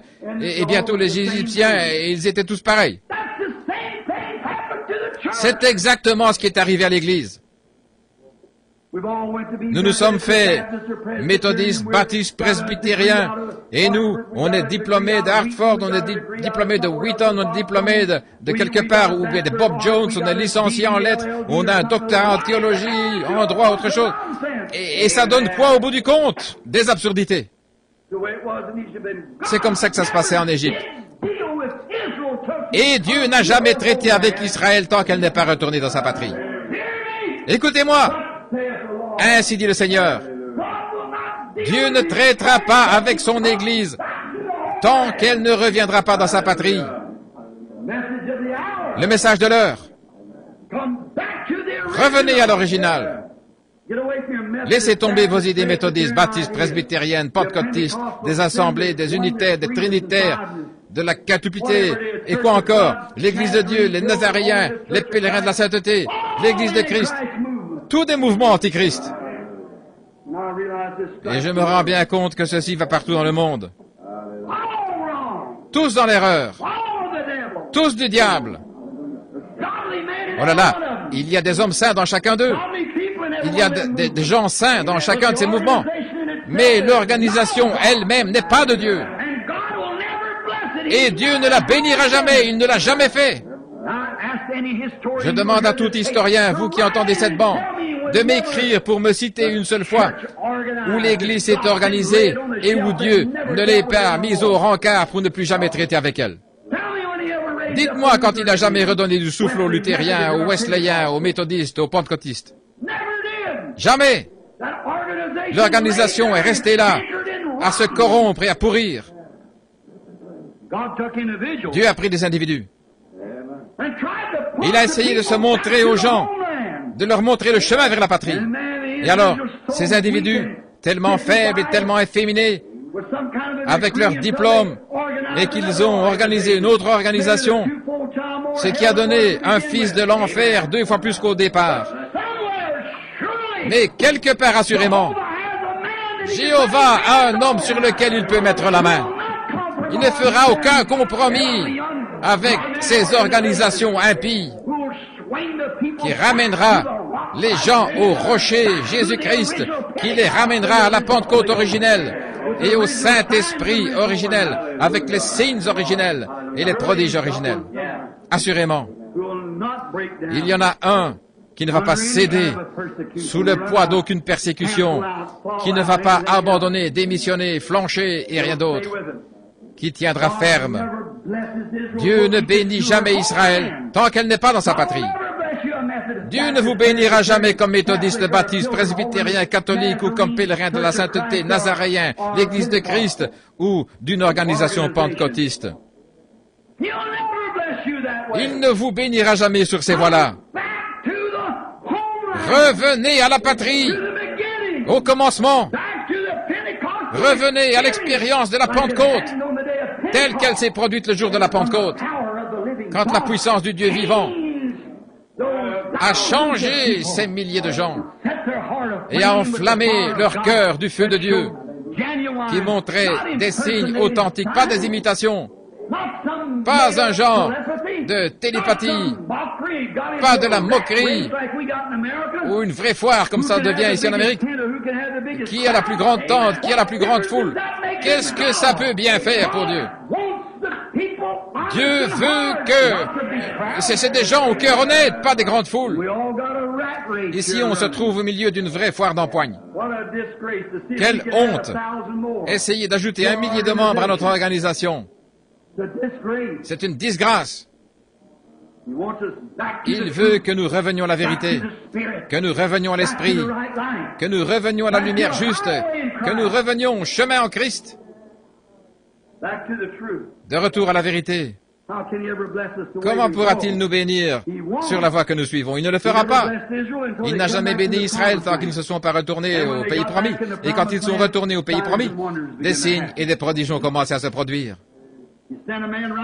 Il leur a envoyé au milieu d'eux un homme du nom de Moïse. Et est-ce que Moïse s'est présenté là avec une théologie raffinée? Est-ce qu'il s'est présenté avec un diplôme de licencié en lettres? Est-ce qu'il s'est présenté avec un doctorat en droit ou en philosophie? Il est descendu là avec la puissance de Jéhovah et avec un message. Retournez de ce pays à la patrie. Retournez, ô dispersés, vers les vôtres. Amen.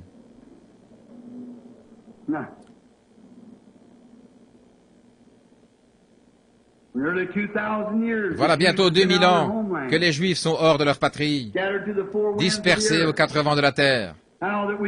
Ce message, nous pourrions le faire durer des semaines si nous devions entrer dans les détails. Nous pourrions remonter l'histoire d'Israël et montrer qu'elle a été dispersée par l'Empire romain après avoir rejeté le Messie, qu'elle a été dispersée dans toutes les nations qu'il y a sous le ciel. Nous pourrions remonter à Jacob, Israël, dans Genèse 44 et 45, et montrer comment, à l'époque, il a béni les patriarches et leur a dit exactement quelle serait leur situation dans les derniers jours. Et je peux vous montrer exactement chaque nation d'Israël, chaque tribu d'Israël, placée dans les nations exactement là où il avait été dit qu'elle serait. Et nous y voilà aujourd'hui. Les Juifs que nous connaissons, ce ne sont pas les vrais Juifs. Les vrais Juifs, ce sont ces Juifs orthodoxes qui ne se sont pas souillés avec les choses du monde, qui ne sont pas sortis pour se joindre à d'autres églises. Ce sont eux qui retournent là-bas, qui vivent de fromage et de pain à flanc de collines. Ils n'ont pas le droit d'entrer dans la vieille ville. Ils ont dû se construire une ville de ce côté-ci, dans un no man's land, avec des mitraillettes pointées des deux côtés. Mais elle a commencé à pousser ses bourgeons. Amen et amen. Le temps est proche. Ismaël et Isaac sont encore là à se disputer le terrain, mais il appartient à Israël. S'il vous arrive d'aller dans la Nouvelle Jérusalem, on ne vous laissera pas passer dans la vieille Jérusalem. Vous devrez d'abord aller là-bas pour qu'ils vous expliquent tout ça, les Arabes, et après, ils vous font passer de l'autre côté. Ça, ce sont les enfants d'Ismaël. Mais attendez, il viendra un temps où les enfants de Dieu la reprendront. C'est exact. Jérusalem sera reconstruite. Le sacrifice perpétuel sera rétabli. Et l'Antichrist fera une alliance pour les 7 dernières semaines. Et au milieu, il rompra cette alliance. Il les fera tous passer au catholicisme. C'est comme ça que l'abomination se répandra partout et alors la fin viendra. 70 semaines. Oui, il y a bientôt 2000 ans qu'ils sont loin. Ils se sont fait chasser. Ces gens-là sont comme du temps de Pharaon, quand son cœur a été endurci. Il a dû endurcir le cœur d'Hitler. Des millions d'entre eux sont morts. Voyez cet Eichmann qui est coupable d'avoir tué 6 millions de Juifs. 6 millions d'âmes, d'êtres humains, des bébés, des enfants, des adultes, tous mis à mort. Eichmann, un seul homme. Regardez la Russie. Comment on les a chassés de là? Partout où ils ont été chassés. Ils ont été une nation méprisée. Mais parce qu'ils aiment leur argent, ils sont revenus. Mais il y a une petite minorité qui, elle, retourne en Palestine. Amen, frère. Quand vous la voyez commencer à retourner dans sa patrie, maintenant il y en a assez là-bas pour en faire à peu près 144 000. Et qu'est-ce qui arrive? Ils vont reconnaître leur Joseph, ne vous en faites pas. Oui, monsieur. Et ils sont tous là à attendre que ça arrive. Et à l'heure même, les nations les ont reconnus comme nations l'année dernière. Quand ça se produira, la fin se rapproche, ce sera le départ de l'Église, des nations. Alors, d'une minute à l'autre, Dieu pourrait dire, Israël est mon peuple. À ce moment-là, ce sera terminé pour les nations. Ils fouleront aux pieds, a dit Jésus dans Matthieu 24. L'abomination qui cause la désolation, ils fouleront aux pieds les murailles de Jérusalem, jusqu'à ce que la dispensation des nations soit terminée. Une fois celle-ci terminée, alors les Juifs retourneront dans Jérusalem pour rétablir le temple et le culte dans le temple. Nous verrons tout ça dans les messages à venir, les 70 semaines, les 6 buts de cela. Maintenant, je vais lire avant de terminer, parce qu'ensuite, ce sera à peu près le moment de rentrer chez nous pour revenir ce soir à 7 heures. Tout d'abord, si vous voulez le noter, pour faire cesser les transgressions, Daniel, chapitre 9, verset 24, pour faire cesser les transgressions, 1, pour mettre fin au péché, 2, pour faire réconciliation pour l'iniquité, 3,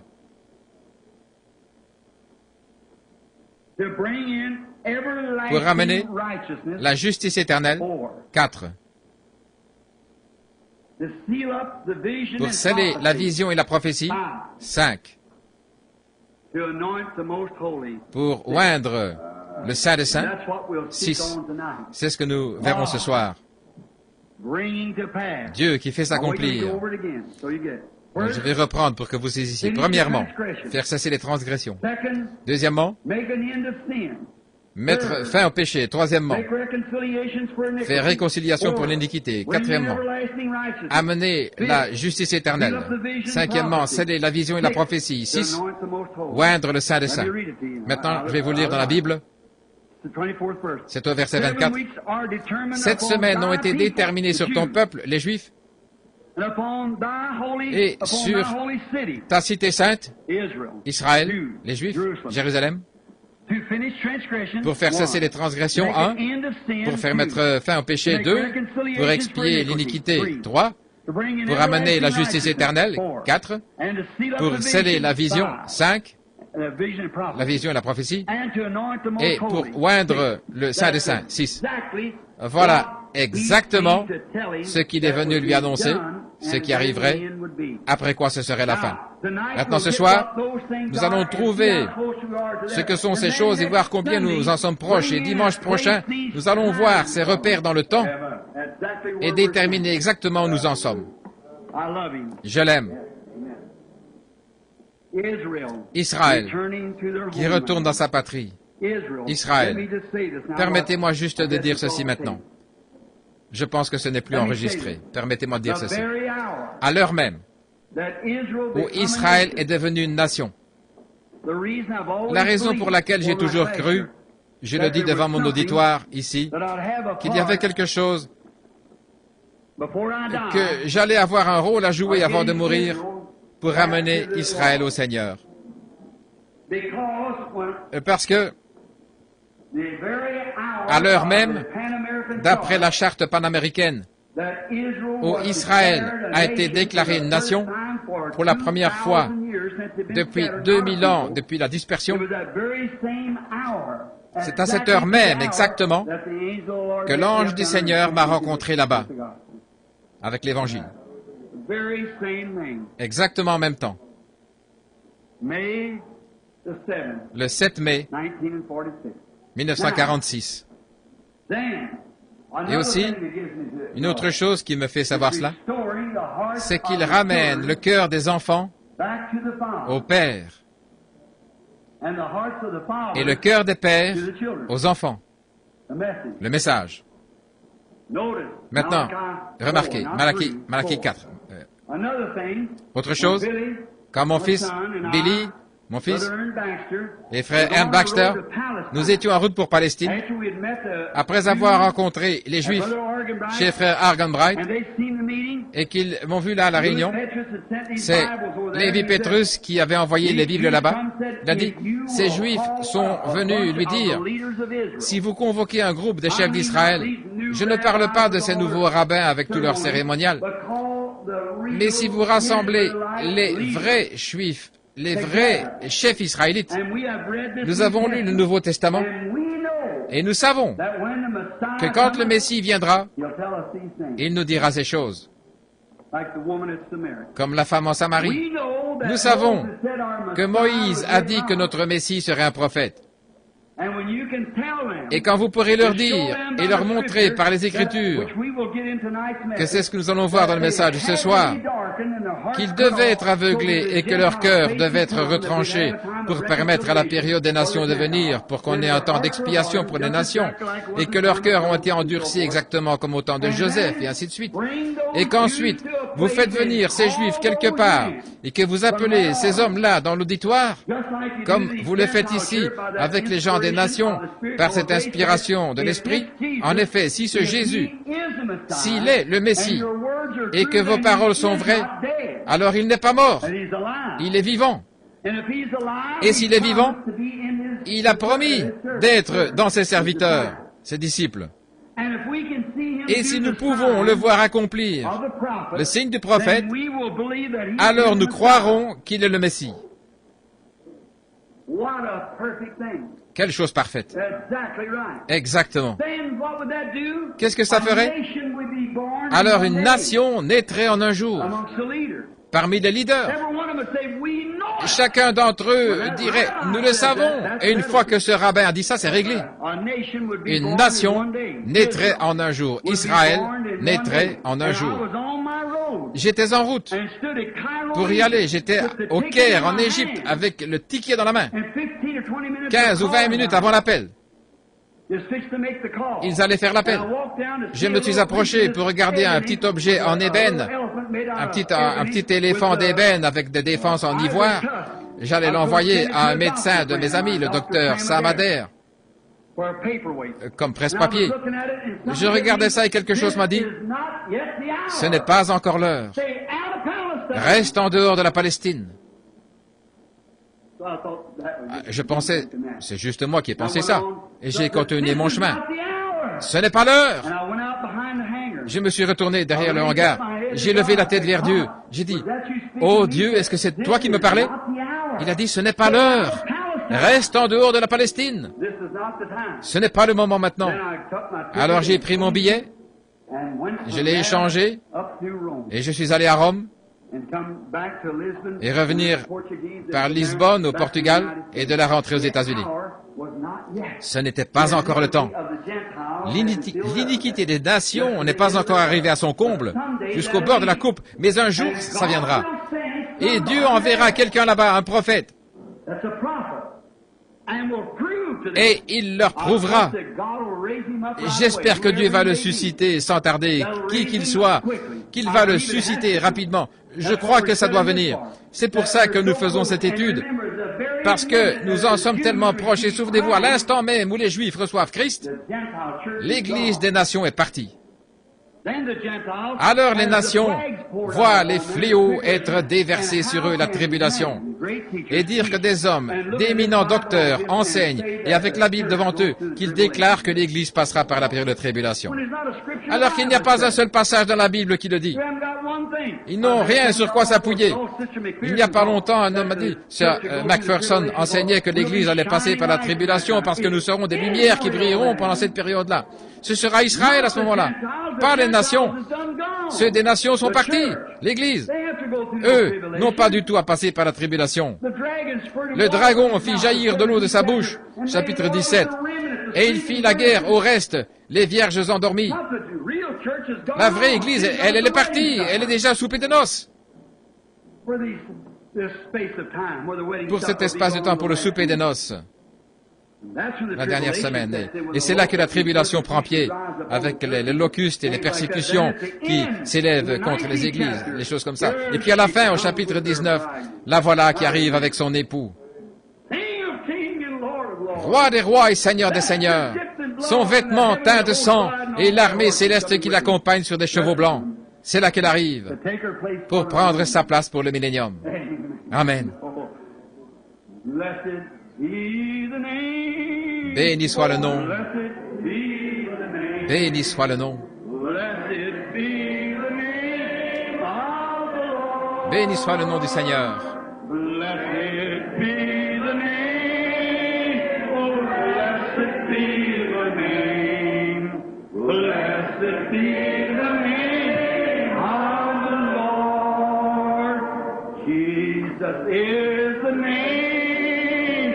Jesus is the name.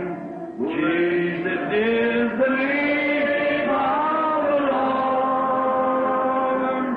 Jesus is the name. Oh, Jesus is the name. Jesus is the name of the Lord. Magnify His name. Oh, magnify His name. Magnifiez son nom. Oh, magnify the name of the Lord. Magnifiez le nom du Seigneur. Magnify the name. Oh, magnify the name. Magnify the name of the Lord. How do you do it? Comment le faire? Great in your life. Rendez-le, magnifiez dans votre vie. Vivez une vie telle qu'on puisse dire, voilà un serviteur de Christ. C'est comme ça que vous magnifiez le nom. Voyons un petit peu. Oh, ne l'aimez-vous pas? Oh là là. Dans une crèche il y a longtemps, et je sais que c'est vrai. Un enfant naquit pour sauver les hommes de leurs péchés. Jean le vit sur le rivage, un agneau pour tous les âges. Cet agneau avec les 7 sceaux, le seul dans le ciel et sur la terre qui a pu prendre le livre.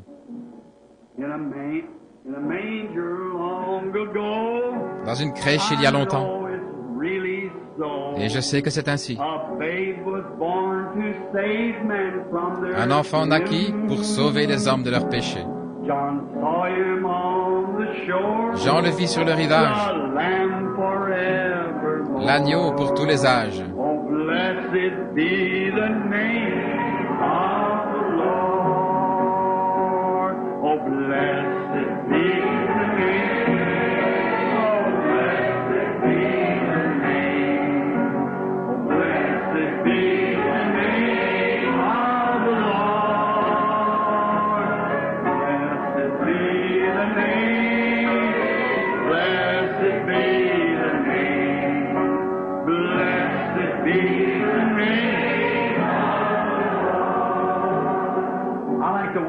J'aime adorer, pas vous.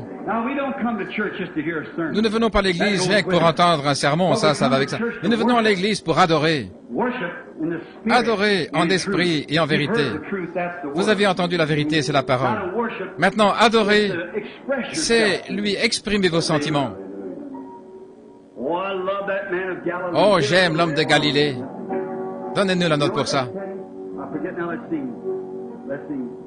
Oh, I love that man from Galilee, Oh, j'aime l'homme de Galilée. For he's done so very much for me. Car il a tant fait pour moi. He's forgiven all my sins. Il a pardonné tous mes péchés. Il a placé le Saint-Esprit à l'intérieur. Oh, j'aime cet homme de Galilée. Un jour dans le temple, le publicain alla prier. Il a crié, « Oh Seigneur, aie pitié de moi. » Il lui fut pardonné de tout péché. Une paix s'installa à l'intérieur. Il a dit, « Venez voir cet homme de Galilée. »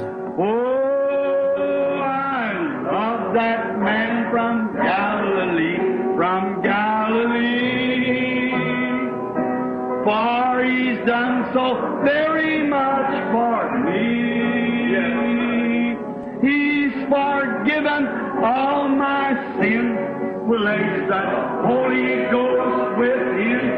Oh, I love that man of Galilee. The lame was made to walk. Le paralytique a marché, le muet a parlé. Sur la mer, la parole fut prononcée avec amour. L'aveugle reçut la vue. Je sais que ce ne pouvait être que la puissance de cet homme de Galilée.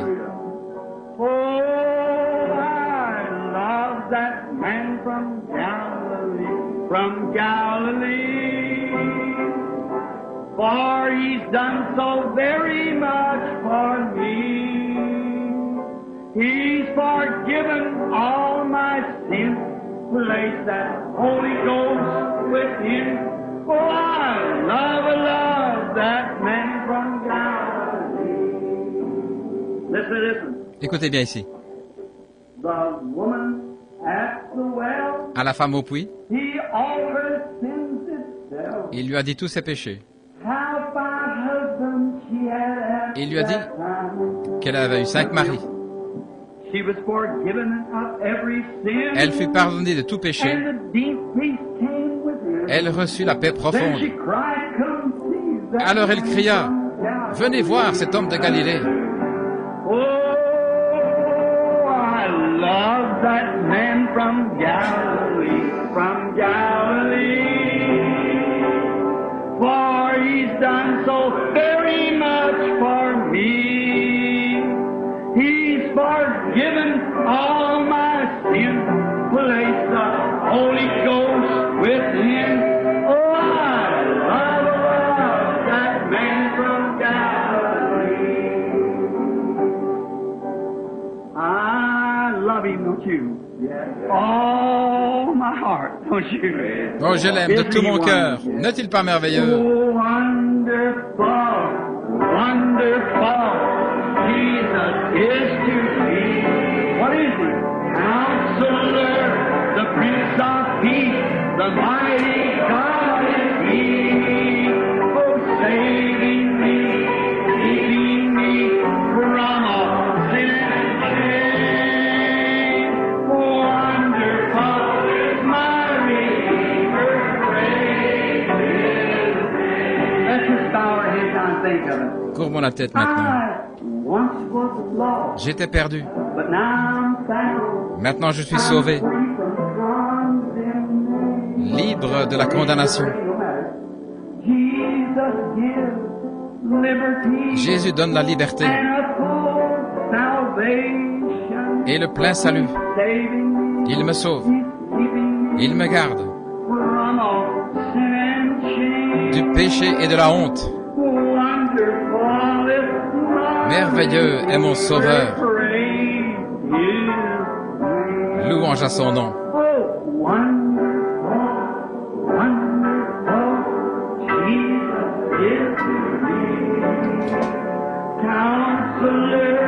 The Prince of Peace, mighty God, saving me, keeping me,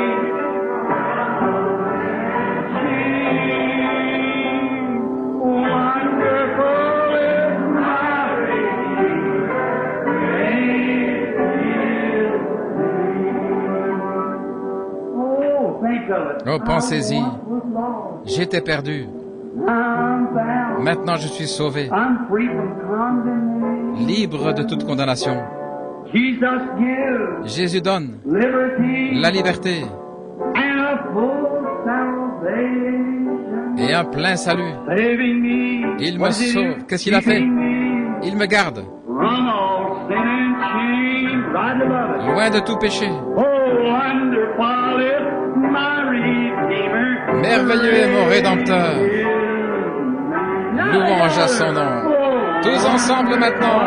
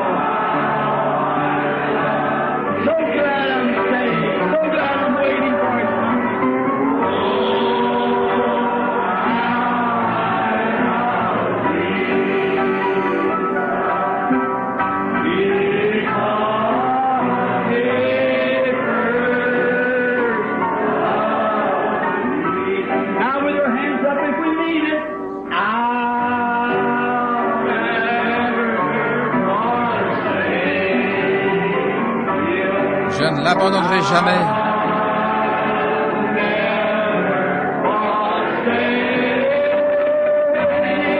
Je ne l'abandonnerai jamais.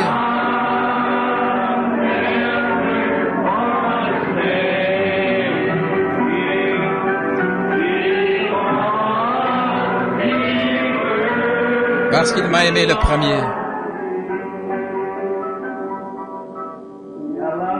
L'aimez-vous? Alors vous devez vous aimer les uns les autres.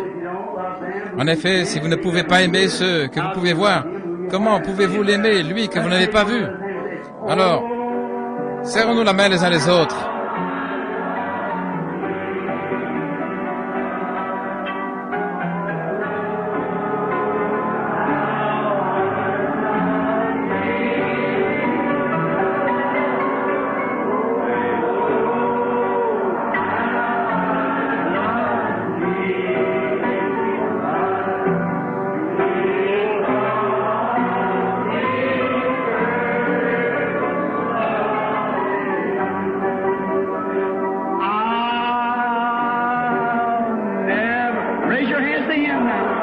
Levez les mains vers lui maintenant.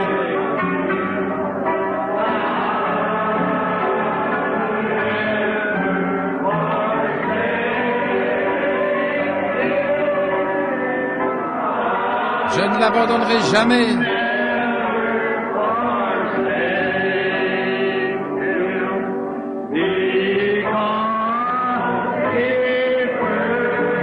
Parce qu'il m'a aimé le premier.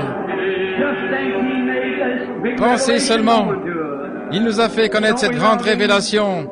Nous l'aimons, n'est-ce pas? N'est-il pas merveilleux? Combien nous sommes reconnaissants pour notre Seigneur Jésus. Il ne nous abandonnera jamais. Voici, je suis avec vous tous les jours.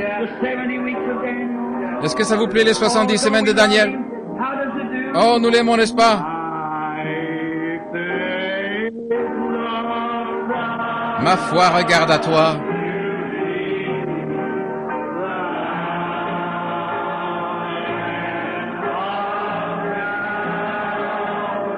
Toi, agneau du calvaire,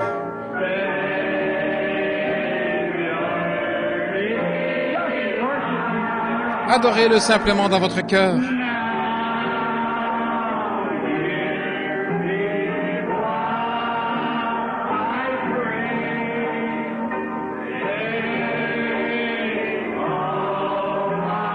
Écoute ma prière. Enlève tous mes péchés.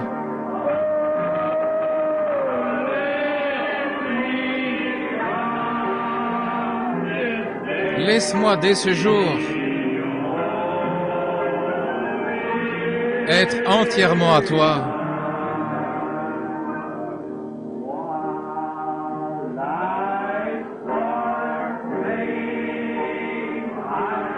Alors que je marche dans ce sombre labyrinthe,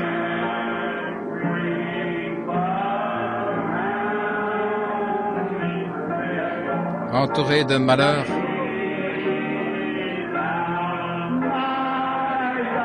oh, sois mon guide. Guide-moi jusqu'au bout, Seigneur.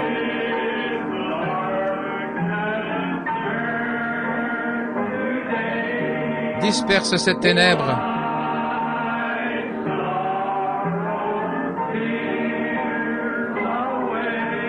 Viens essuyer mes larmes.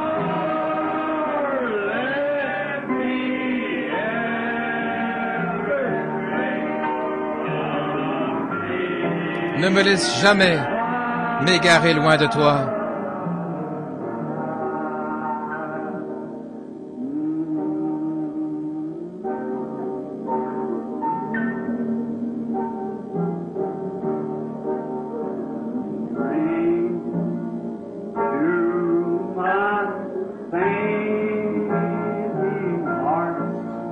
Donne à mon pauvre cœur un nouveau zèle.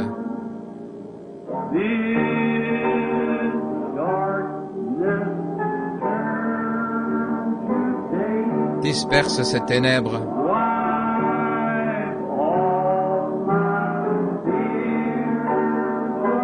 Viens essuyer mes larmes.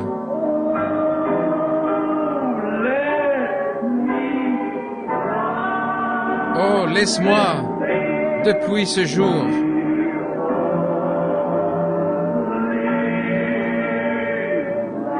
être entièrement à toi. Oh Jésus, nous voyons que nous arrivons près de quelque chose. Le prophète Ésaïe en a parlé. Jérémie en a parlé. Daniel a regardé et il a vu ce qu'ils avaient dit. Ça a remué son cœur et il a tourné sa face vers le ciel. Il a jeûné. Il a pris le sac et la cendre. Il voulait entendre pour pouvoir avertir les gens. Seigneur, nous aussi, nous voyons par les livres, par ton livre, le livre d'Ésaïe, le livre de Jérémie, le livre de Jacques, de Jean, de Luc, de Marc, de Matthieu, le livre de l'Apocalypse, par tous tes livres que nous sommes près de la fin. Et nous avons tourné notre face vers le ciel dans la prière et les supplications pour voir en quel temps nous vivons, Seigneur. Et nous voyons le jour commencer à poindre. Alors, Seigneur, nous venons à toi. Notre foi regarde à toi en ce moment. Nous mettons de côté tout fardeau, tout péché, toute petite incrédulité qui nous enveloppe si facilement. Et nous courons maintenant vers le but de la vocation céleste, car nous savons que notre temps est limité. Bénis les gens ici, Seigneur, ils t'aiment, ils sont à toi. Ils sont sortis, c'est toi qui donnes la révélation. Nous te prions de nous accorder ces choses, alors que nous nous attendons à toi. Donne-nous un bon après-midi d'études, Seigneur. Donne-nous de la compréhension. Ramène-nous frais et dispos ce soir, Seigneur. Ouais, moi cet après-midi. Alors que j'étudierai, Seigneur, les 6 raisons de la visite de Gabriel. Si Gabriel est venu faire une visite et qu'il a donné 6 sens à cela, Seigneur, nous devons savoir ce qu'il en est.